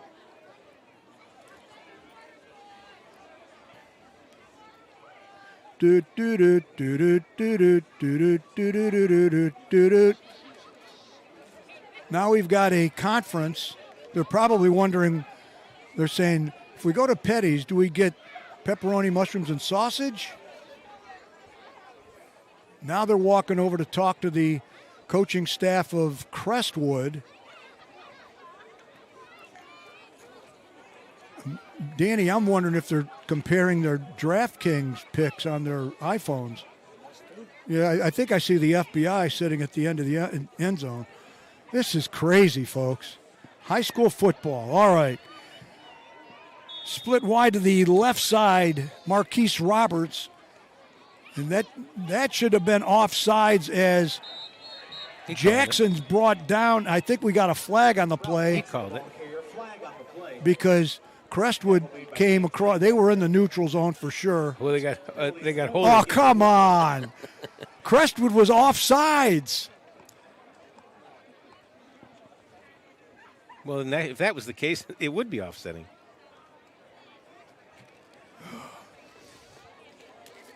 All right.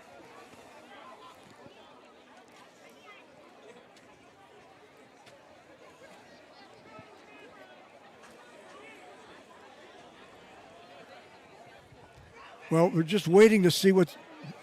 Now they've marked the ball back. They had the ball at the Wickliffe.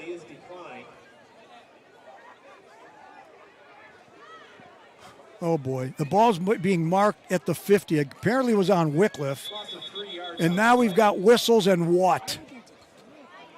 Yeah, why did they decline? And now they keep moving the ball. They had the ball at the Wickliffe 49, then at the 50.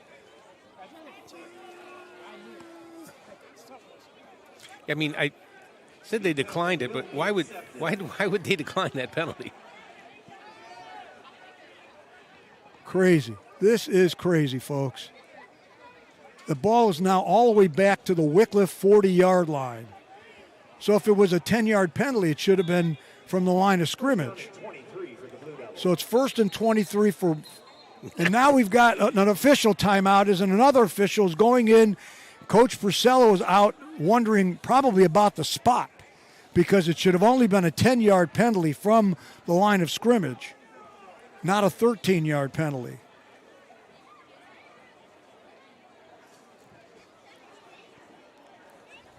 And now they're going to move the ball up 3 yards.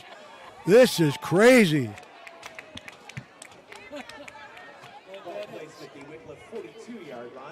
Okay, now the ball's at the 42, at least for right now, ladies and gentlemen. It'll be 1st and 21.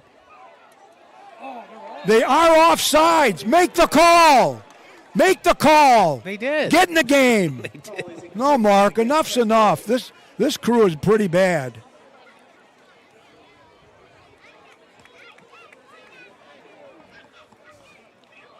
Okay, so from 1st and 21, it's now 1st and 16. Ball moved up to the 47.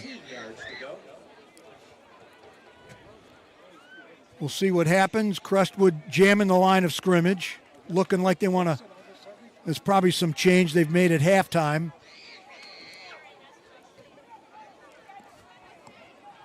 It's getting even more entertaining, folks. As Purcell's keeping it himself. He's into Crestwood territory down to about the Crestwood 39. He anticipated the over pursuit by the Red Devils, and he made them pay as he took off over right guard, and he got down to about the Crestwood 39 for a huge gain. It'll be 2nd and 2. Okay, guys, how's that working for you? Jackson lined up in the pistol behind Purcello. Roberts in motion to the right. Jackson up the middle, first down and more as he gets inside the 30 down to about the 28 as he goes over right guard. And in there on that tackle was Ty Berquist. And number 60, Everett Day. Jackson met at the line of scrimmage. There'll be no gain on the play.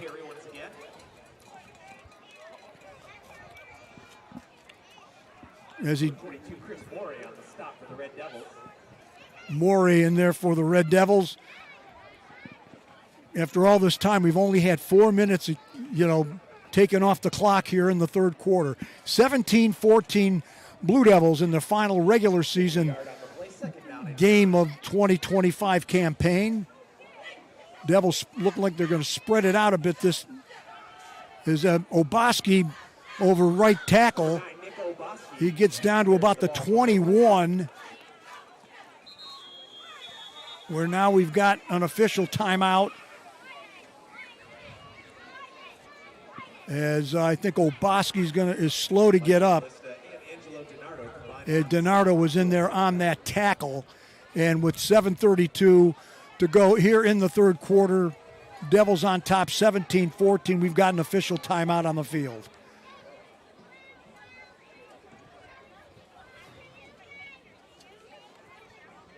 And Mark, just before the kickoff, you said, I sure hope things don't get,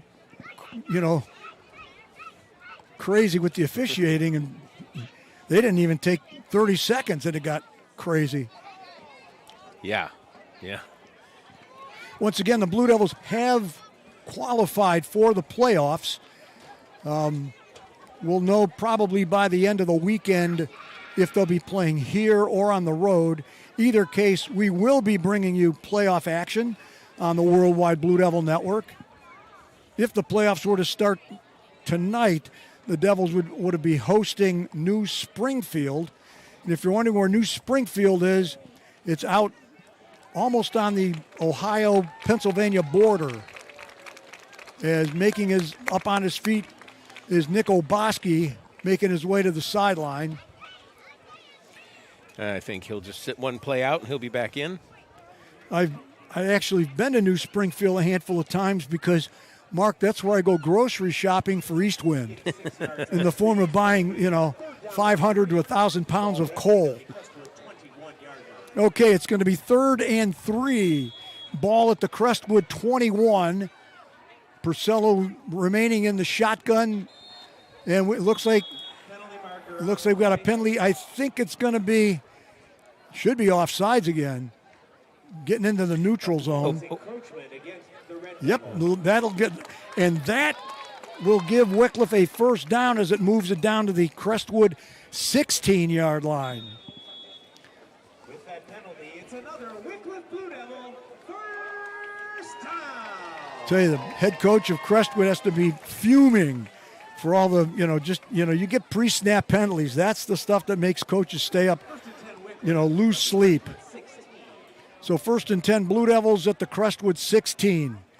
Jackson in that backfield has the handoff right up the middle. He's going to get a yard or two. It looks like Lancaster in there on the tackle as he worked his way over right guard. Yep, they're going to mark it down at about the 14. Got somebody from the Red Devil side shaking up a bit. He's making his way off. Looks like a hand or a... We're down to about 6.5 to go here in the third quarter. 17-14 Wickliffe thus far. Gain of 2 yards on the play, 2nd and 8 for the 14. Devils tonight have not even put the ball in the air once. It's been all on the ground.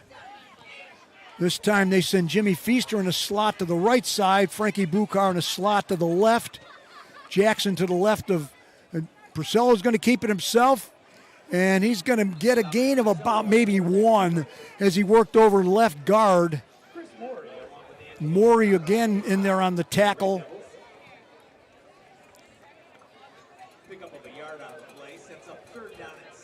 It'll be 3rd and 7, Wickliffe at the 13, almost like that first drive mark where they got down there and then they stalled.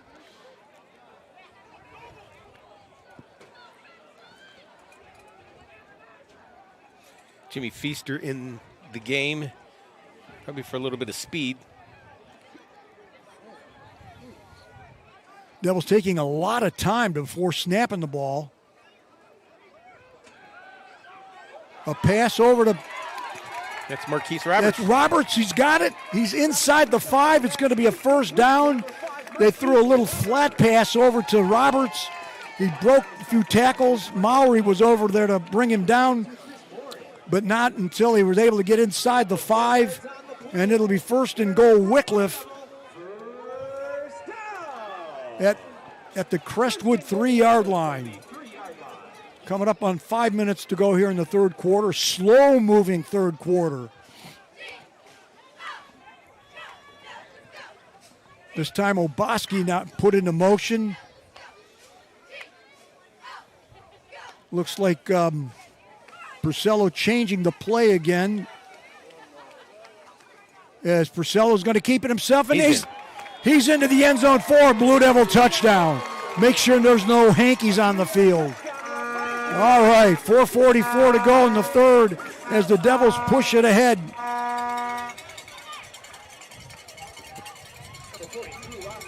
As Drew Rossman will come on for the point after. Fiorelli, your snapper. Bukar, your holder. The left-footed Rossman. Snap is back. The kick is up. And he's got it to Willoughby, and it's good. So the Devils push the lead out to 10 with 4:44 to go in the third quarter, making the score Wickliffe 24, Crestwood 14, and we have an official timeout because it looks like somebody's down for the Red Devils.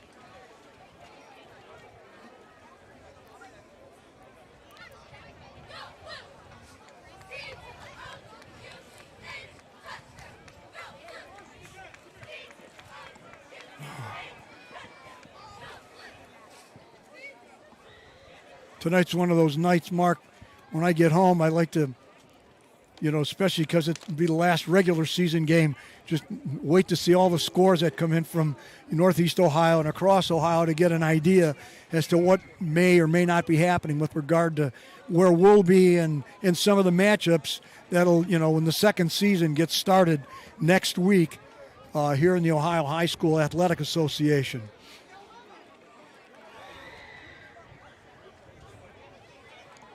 We'll get a name and number here for the injured Red Devil. That might be number 89 because he got up a little bit slow on the play before.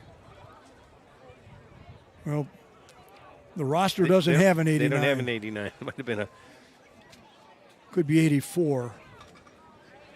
Oh, he's probably just cramping.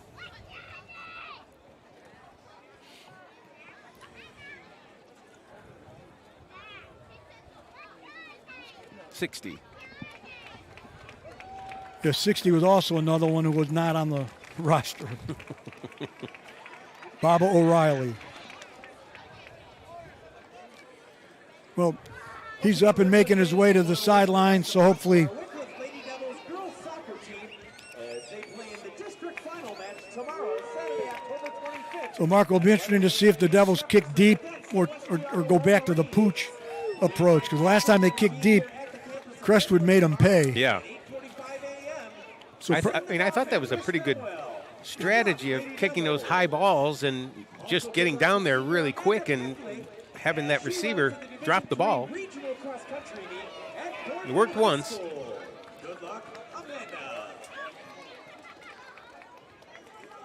So going back deep for Crestwood will be number 4, Wyatt Januska, and number 22, Chris Morey.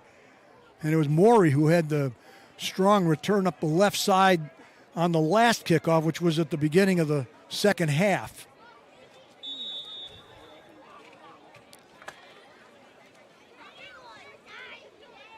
Drew Rossman teed up the ball for Wickliffe. Rossman has it teed up. We'll see what strategy they apply. And again, it's going to be the high pooch that's going to come down, and it's going to be covered there by number 20, and that's Bobby Bradley, as he falls on it at about the Crestwood. They're going to mark it at about the Crestwood 36. So the Red Devils will get started once again, 1st and 10 from their own 36-yard line. And after all of this is only their second possession here in the second half.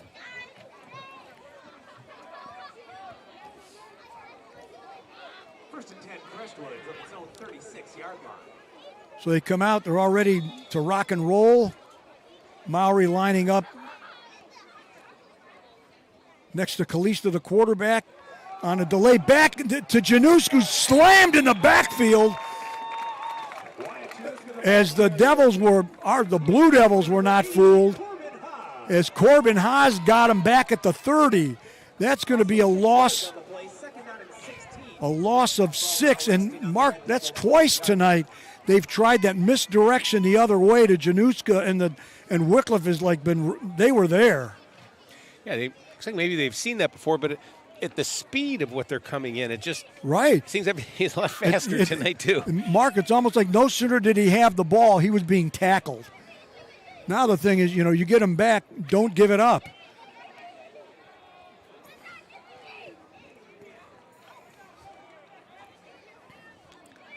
Januszka moves in. They give it to him as he tries to get wide to the right. He's going to get met in the backfield again, as they'll probably give him no gain on the play, slow to get up. As Gio Martinez brought him down, and now down for Wickliffe is Trey Jackson. And when we get back at it, it's going to be 3rd and 16 for Crestwood. The ball sitting at their 30-yard line. They've got to get out to their 46 for a first down. Some bumps and bruises tonight, both ways, especially here in the third quarter.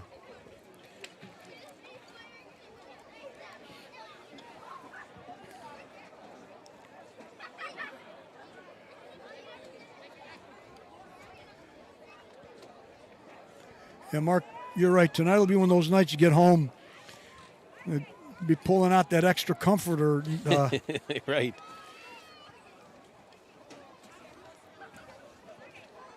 It looks like they've got him up on his feet and making his way to the sideline. Nice hand from the crowd. Seems like the third quarter seems like it's taken longer than the whole first half. I was just getting ready to say that. All right, Crestwood loading up on the short side of the field. Got 3 receivers set. Quarterback looking to throw. He's going to run up the middle. Devils missed a tackle as Kalista gets ahead to about the 36-yard line. Obaski is 37. If they don't punt here, I'll be shocked. Oh, they're punting. I mean, it's 4th and 10. Yeah, it looks like they're setting up in punt formation. Be the first punt of the night, folks, for either team. As going back in single safety. I think that looks like Frankie Bukar. Frankie. Snap is back, high snap. As Frankie's going to let it roll, it's going to get down. Good punt down to about the Wickliffe 11 or 12 yard line. So Blue Devils with 2:40 to go in the third quarter can, if they want to, make their way down a nice long drive, they've got it 88 yards away, as they'll have it 1st and 10 from their own 12-yard line. First and 10, Wickliffe from its own 12-yard line.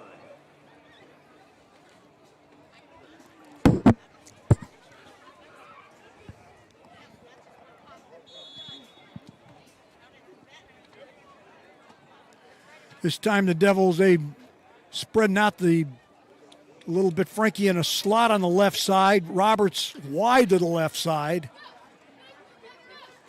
As they're going to give it to Jackson. Breaking tackles across the 20 and knocked out of bounds.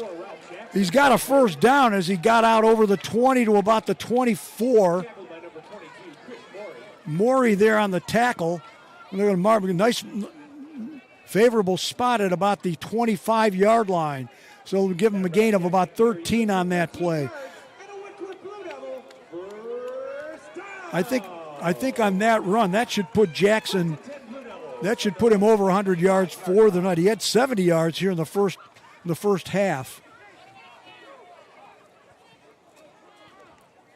Devils a bit more breathing room now, working out of from their 25.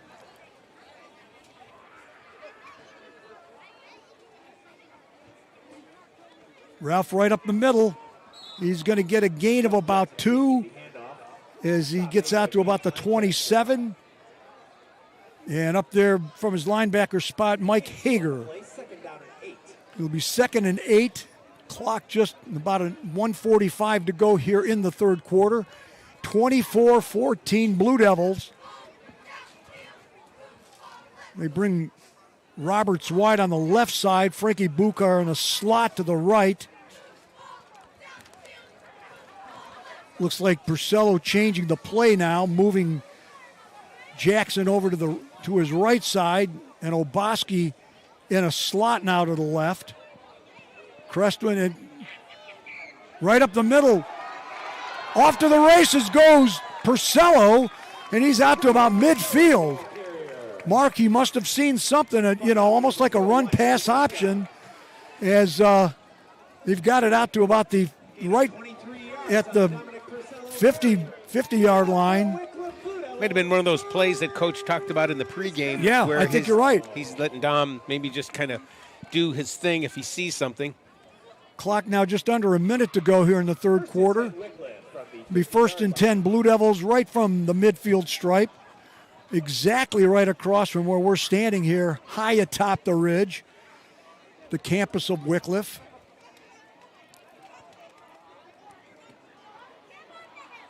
Purcello taking all sorts of time. On a delay back, looks like Oboski. He gets over left guard for about a gain of 1. As Chris Morey, we've called his name and number quite a bit tonight on both sides of the ball. Pretty talented freshman, sophomore, I mean. And that's probably going to do it here for the third quarter. So with 3 quarters in the books here from Wickliffe Memorial Field, to score the Wickliffe Blue Devils 24, the Crestwood Red Devils 14.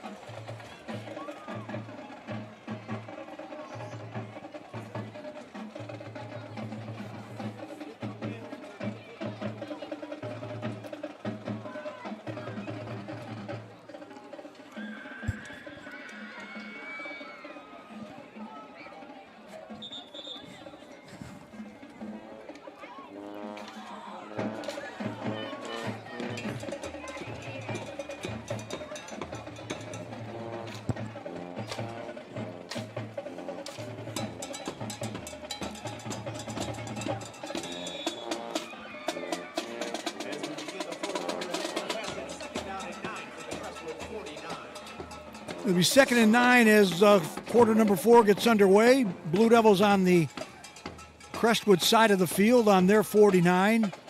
And again, Purcello looking over at the sideline. Looks like he's changing the play. Moves Oboski over to the right. Jackson to his right. Snap. Purcello's going to keep it himself. He's in 45, 40. Still on his feet as he gets down to inside the 25. As John Purcello, he's going off tonight. Haven't seen him do this all year. Right. Mowry again on the tackle. And, you know, Mark, it's one of those things where if he was a speedster, he had a couple of long touchdown runs. But it's going to be 1st and 10 Wickliffe at the Crestwood 21.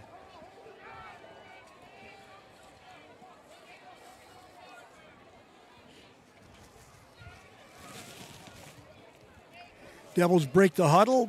Jackson, for now, lining up in a pistol right behind Purcello.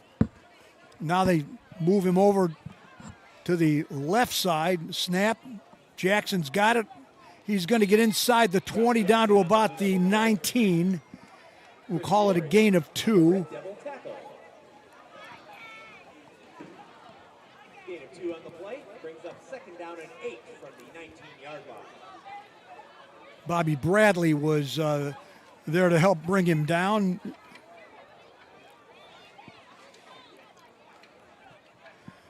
Interesting, the Devils break the huddle, and Purcello hadn't even come over from the sideline after getting the play call from Coach Purcello. Coach was signaling to get up on the ball. As Dom's going to keep it himself, as this time they were ready for him. Bobby Bradley was there to corral him, maybe a gain of 1. As he, once again, he tried to get to the wide to the right side. So this is going to bring up a 3rd and 7. Ball is marked at the Crestwood 18. They've got to get to just inside the 12 for a first down. This time they put Frankie Buchar in a slot to the left side. Crestwood jam in the middle of the field, middle of the line, and now Purcello looking over. I think he's changing the play once again. Snap is back. He's looking to throw. He's got it. Oboski's got it. He's got the first down. And he's getting a touchdown. No, it looks like he stepped out of bounds, and now a late flag for what? I think what you call it, I think they're going to get Crestwood. Because I saw one of our guys go down, but I think he might get an Oscar here. The pass was completed to Oboski. He's got the first down, but we got to wait to see what the call is.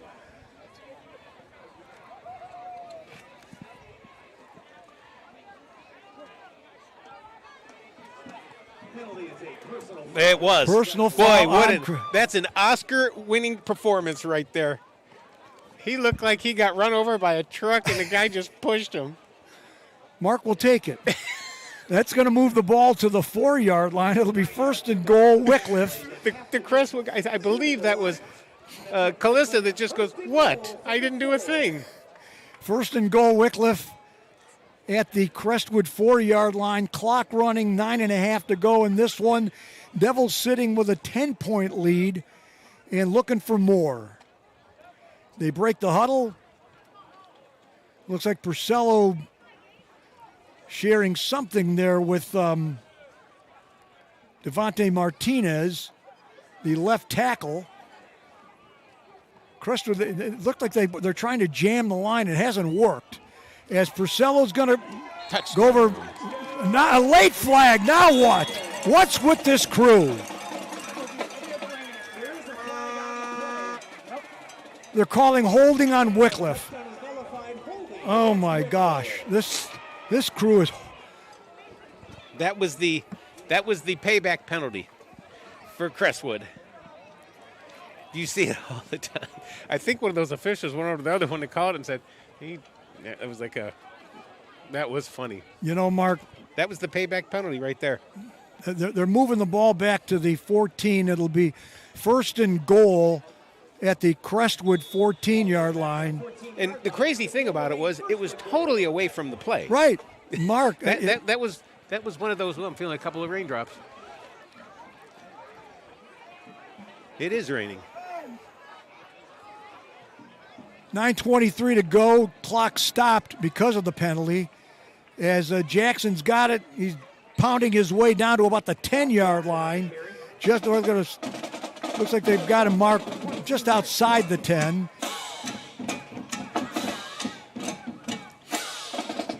Now they've marked it back at the 11. Devils are definitely in field goal range.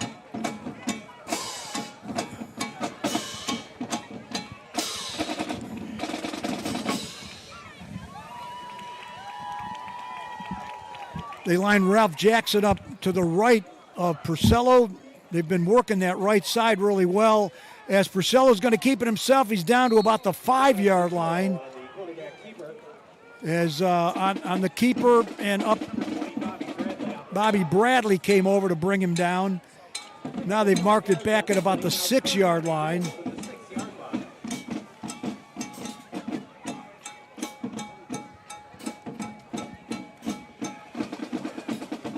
Wickliffe has seen something on the right side of that line that they've worked all night to success. And Purcello looking back over to the sideline. Clock running down to about 8 minutes to go here in the game. And I think Wickliffe's going to take a timeout. So with 8 minutes exactly to go in the game, your score, the Wickliffe Blue Devils 24, the Crestwood Red Devils 14, and we'll see what the Wickliffe Blue Devils dial up here as they've got it 3rd and goal from the Crestwood 6. Well, we've got a little bit of rain. Yeah, they did say that we might get some little micro activity tonight, but very, very sparse. Oh gosh, I might have just jinxed us. Jinxed us.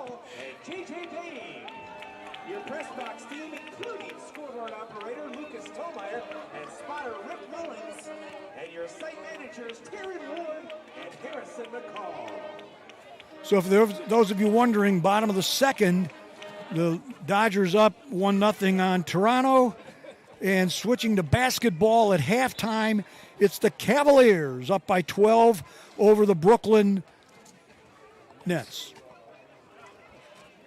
And here at Memorial Field, it's your Blue Devils, the Wickliffe Blue Devils 24, the Red Devils of Crestwood 14, as the Wickliffe Blue Devils have it 3rd and goal from the Crestwood 6. Snap is back. Purcello looking to throw. He fires into the end zone for the touchdown. As they're on the receiving end with broken hand and all, Frankie Bukar. A 6-yard touchdown pass from Tennant Purcello.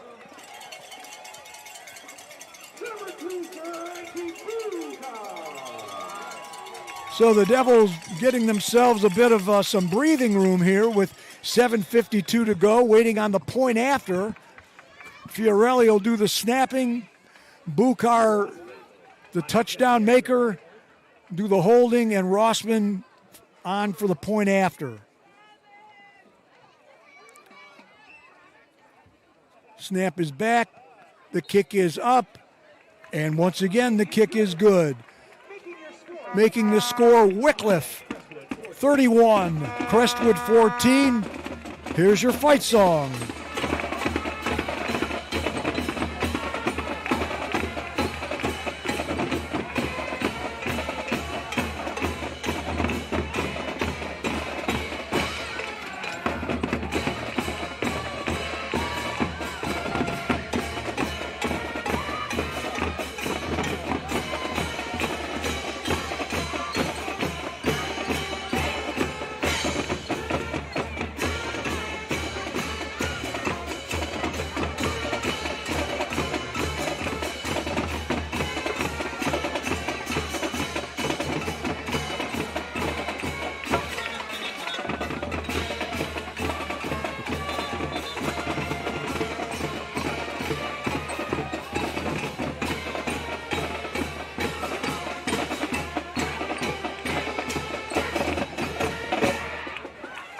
right, folks, a very light, gentle drizzle starting to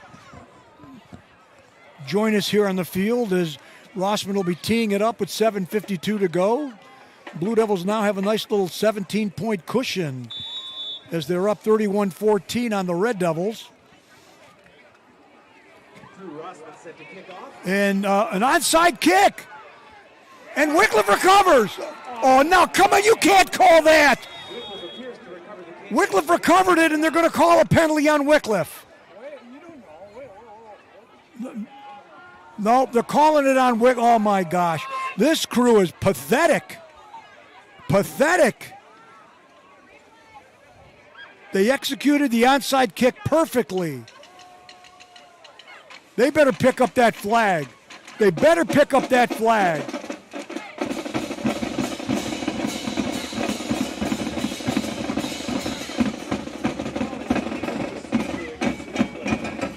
Coach Purcello's out there right in the middle of it. It's legal procedures. They moved before he kicked the ball, is what they're saying. Mark, Wickliffe has done that for years, and it's never been called. And what they and the players, as long as they're behind the line where the ball's kicked, they can move. They can move. Well, he probably was beyond the line. They're saying he's beyond the line. That's offsides. This crew is pathetic. And now they've moved it back. They'll make Wickliffe kick off from the 35.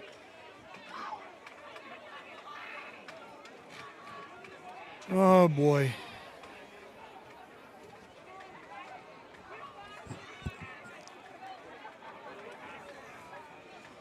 That's all right.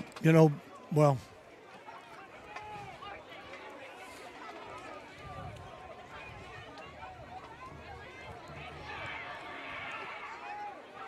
Just as they picked up those flags earlier on that other kickoff, this one should have been picked up. That should be Wickliffe's ball at the 46 at the 50-yard line.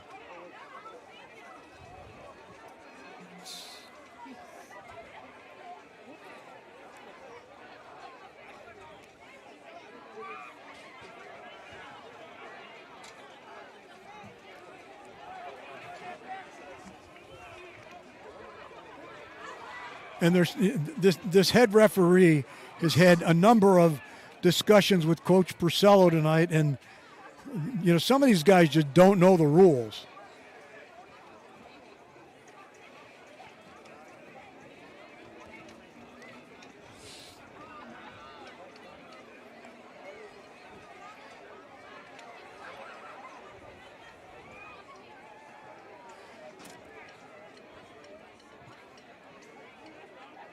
If this is going to be a situation where it's illegal procedure on Wickliffe, what is taking them so long? Wickliffe will obviously have to kick off from the 35-yard line. Oh, they picked it up. Oh, my gosh. Maybe they heard me. So then that means that the ball goes to Wickliffe. It should be Wickliffe's ball over here at the 50-yard line. Now we've got a long dissertation between the officials and the head coach of Crestwood. At the rate we're going, folks, we'll be serving breakfast when this one's over. I'm sure Jack D'Amato, the head coach of Crestwood, is not too happy, as now the ball's been marked at the Crestwood 49, and it'll be 1st and 10 Wickliffe after they recover the onside kick.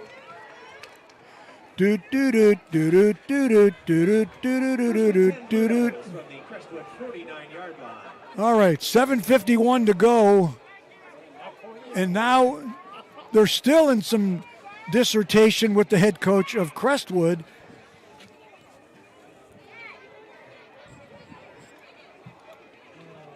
Wow.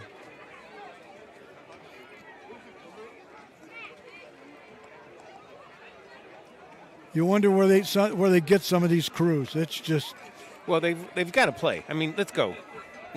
Let's go.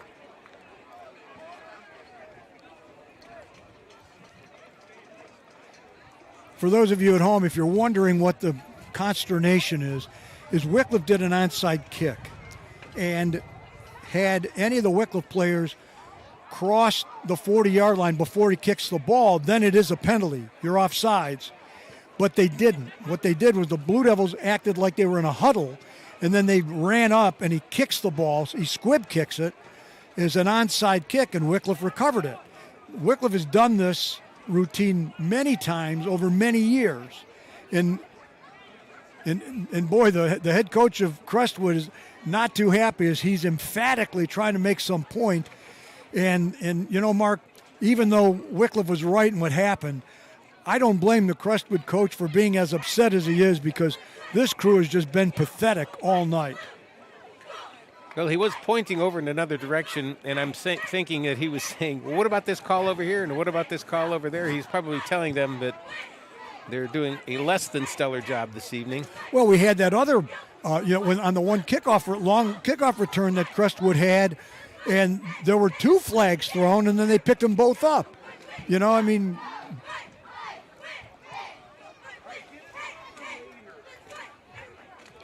if need be, I could go in and do both play-by-play and officiate, and things will get done in a much more efficient fashion.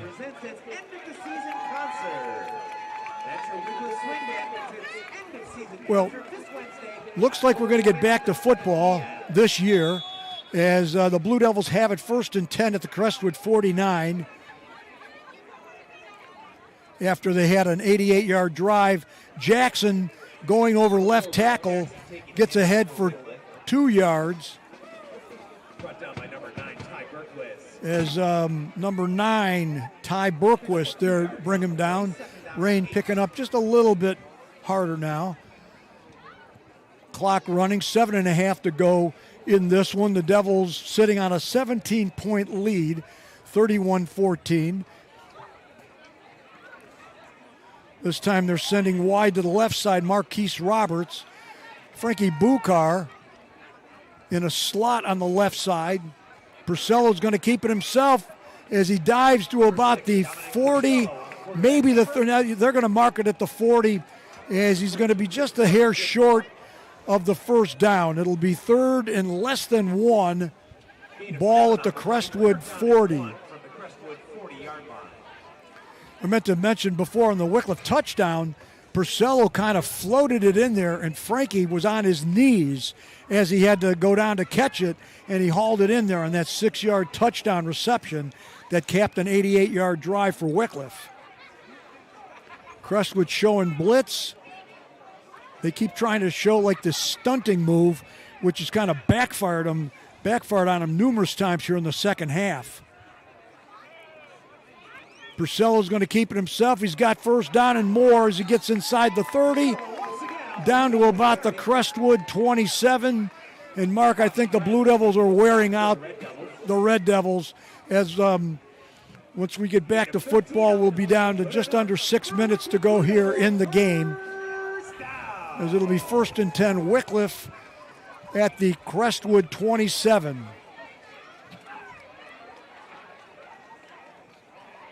The Blue Devils will be in no hurry to, either get any of the plays off. Again, they send Roberts wide to the left, Bukar in a slot to the left, put Oboski in motion to the right. Jackson over right guard gets tripped up at about the 25-yard line, falls forward. As Berquist once again was there to bring him down. 2-yard pickup on the play, 2nd and 8 from the 25-yard line. Devils, if they're able to punch one in here, would pretty much be like the nail in the coffin. I think it takes some more time off the clock as far as I'm concerned. Oh, too. yeah. Oh, yeah. They snap this one. It'll be just down at about 5 minutes to go here in quarter number 4. Some shifting on the defensive line there by Crestwood.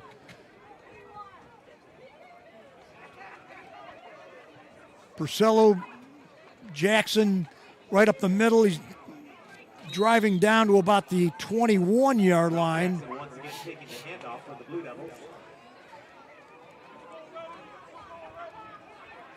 as it'll bring up a 3rd and 3, ball marked at the Crestwood 21.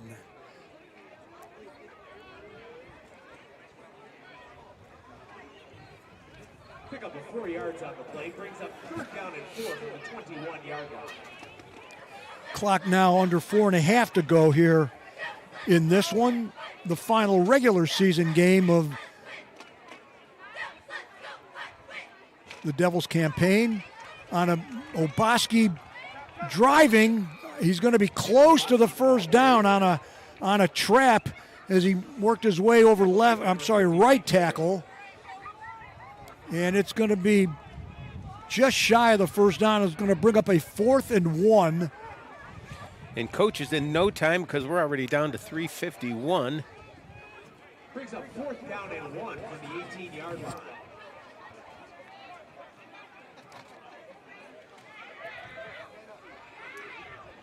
Crestwood jamming the middle of the line of scrimmage.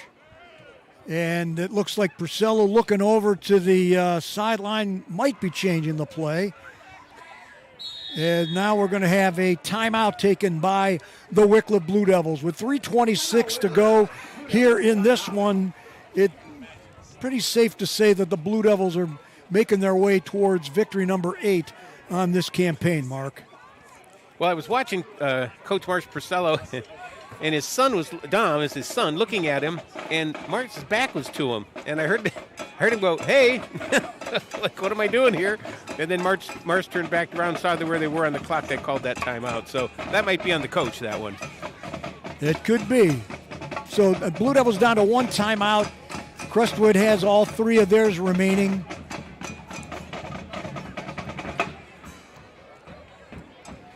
So, Mark, the run game tonight without Elijah, we haven't even mentioned they've played tonight without Elijah Fitch, who's out injured. They've carved up the Red Devils defense, running the ball quite well. Purcello ran the ball well. Jackson's run the ball well. Even Oboski's had some nice runs tonight. Well, I think this is the best game I've seen Dom Purcello play in his very, very I agree. Young, early stint quarterback. Now that he's full-time. Now the Devils, we haven't seen this yet tonight, the I formation. Purcello up under center. Long count.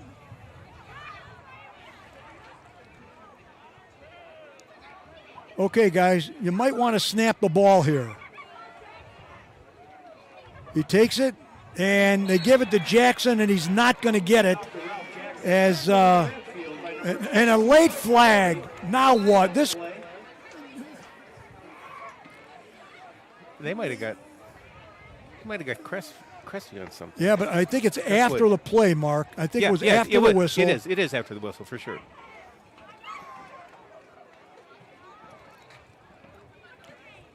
So the ball will go over to the Red Devils on downs. Wickliffe went to the, it looks like the personal foul on Wickliffe. 15 free yards. So that's going to move it out to the Crestwood 36-yard line. Red Devils from their own 36-yard line.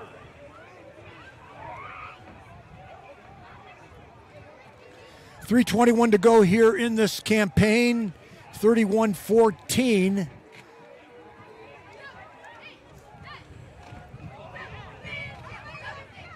You got to wonder if we won't see the Red Devils put the ball up in the air as a way to try to conserve time, as they've got to make up 17 points in short order time.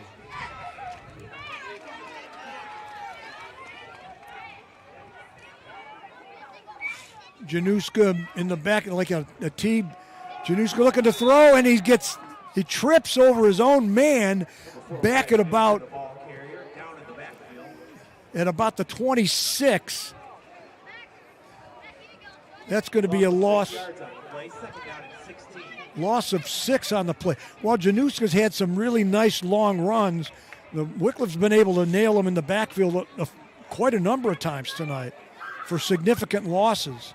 Clock running under 3 minutes. 31-14 Blue Devils.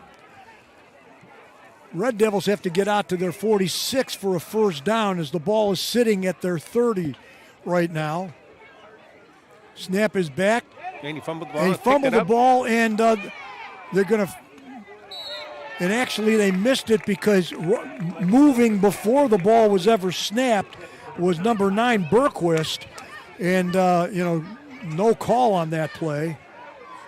This will bring up 3rd and 16. And I'm going to guess that the Devils are going to be bringing the house. Clock stops on the incompletion there. 2:28 to go.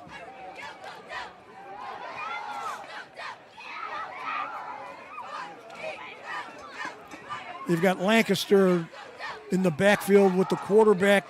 And again, it moved before he fires incomplete. And again, Berquist was moving long before the ball was ever snapped. We just want to get this one over. Oh, my God. Unbelievable. 2:22 to go. It'll be 4th and 16. Going to guess, well, I mean, if they have any hope of a miracle, they're going to have to go for it. So we'll see what happens here.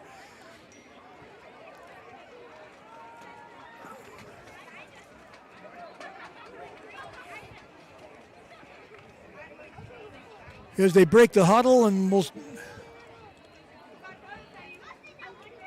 I'm going to guess either some little razzle-dazzle or look to find somebody in the flat. They put Januska. Yep, Januska's looking to throw.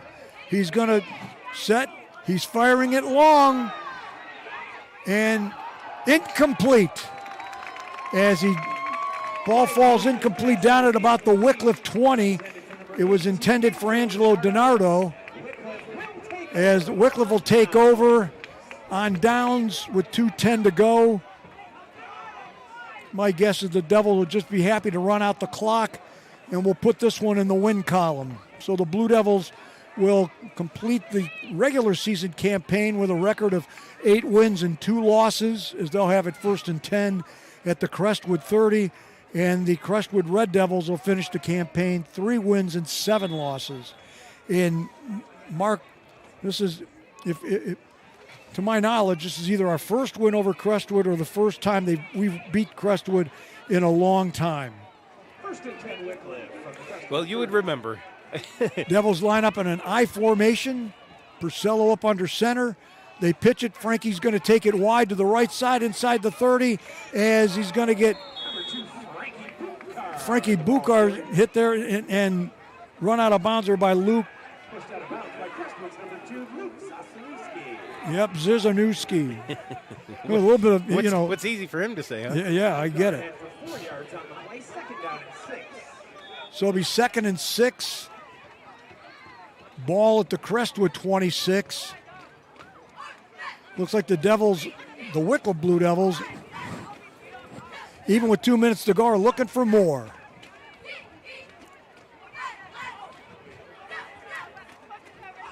This time they move Ralph Jackson over to the right side of the quarterback, Purcello, who's now back in the shotgun. As Purcello's he's breaking tackles. Ooh, hard hit. Now we've got a flag. I think a face mask. I think he hit him in the head. And they hit him in the head. Now it's getting a little chippy there, Mark. I mean, we heard that up here. Yeah, Purcello's got his helmet off, shaking his head. What? Penalty against Wickliffe for aiding the runner. Oh, aiding the runner. Well, if anything, that should be a offsetting penalty because he got hit in the head. Aiding the runner. I've never even heard that in high school football. You know, the Philadelphia Eagles have a thing called the tush push. 31, 2nd down and 11. 2nd and 11, clock is running, minute and a half to go. You know, Mark, here's where I would throw it in the end zone just to rub it in. I mean,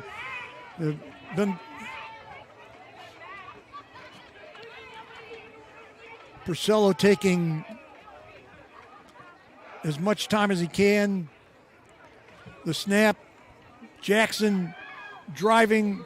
Now 57 there went and threw down a Wickliffe player long after it was over. No flag. Bobby Bradley brings him down. It'll be, after a gain of 5, it'll be 3rd and 6. Clock's under a minute to go. Your Blue Devils are going to prevail tonight as they wrap up the 2025 regular season campaign. Second season will begin next week. We'll be trick-or-treating possibly here at Wickliffe Memorial Stadium. I'm going to guess this will probably be the final play. Looks like the Devils are going to line up in the victory formation, take the knee, and we'll put this one in the books as a victory for the Wickliffe Blue Devils. Purcello takes a knee as the clock is going to make its way to triple zeros, and the teams will make their way to the 50-yard line and congratulate each other. The final tonight from Wickliffe Memorial Field, the Wickliffe Blue Devils 31 and the Crestwood Red Devils 14. We'll stay live here on the internet as the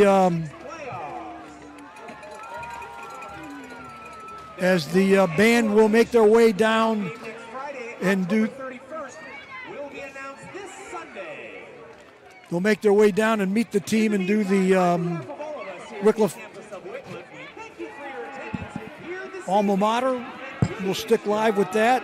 In the meantime, I may be able to get you some stats.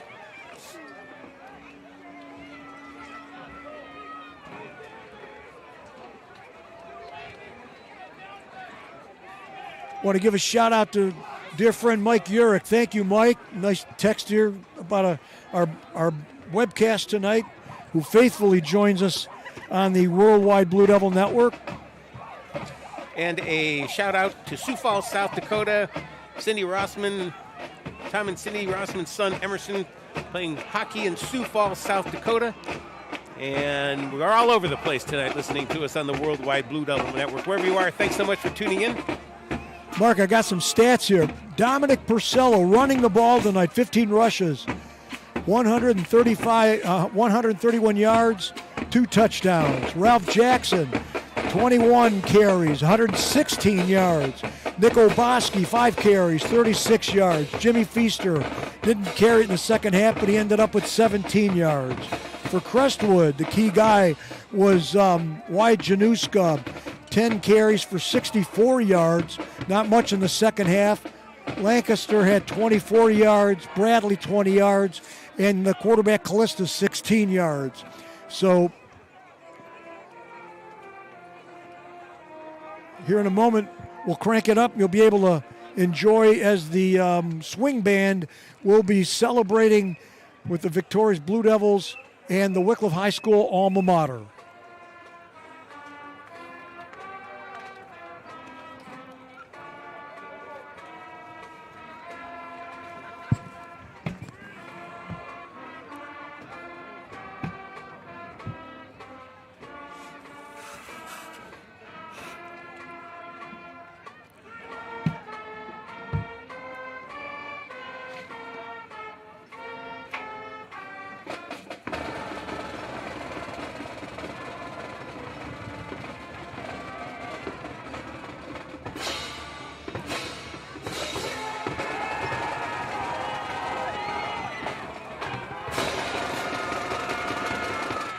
Well, Marky Mark, any final thoughts?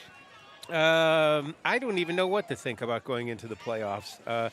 We saw the Wickliffe Blue Devils play kind of a different game. We haven't seen them play before, with the kind of option for Don Purcello, our quarterback, to just kind of run his own plays at different times.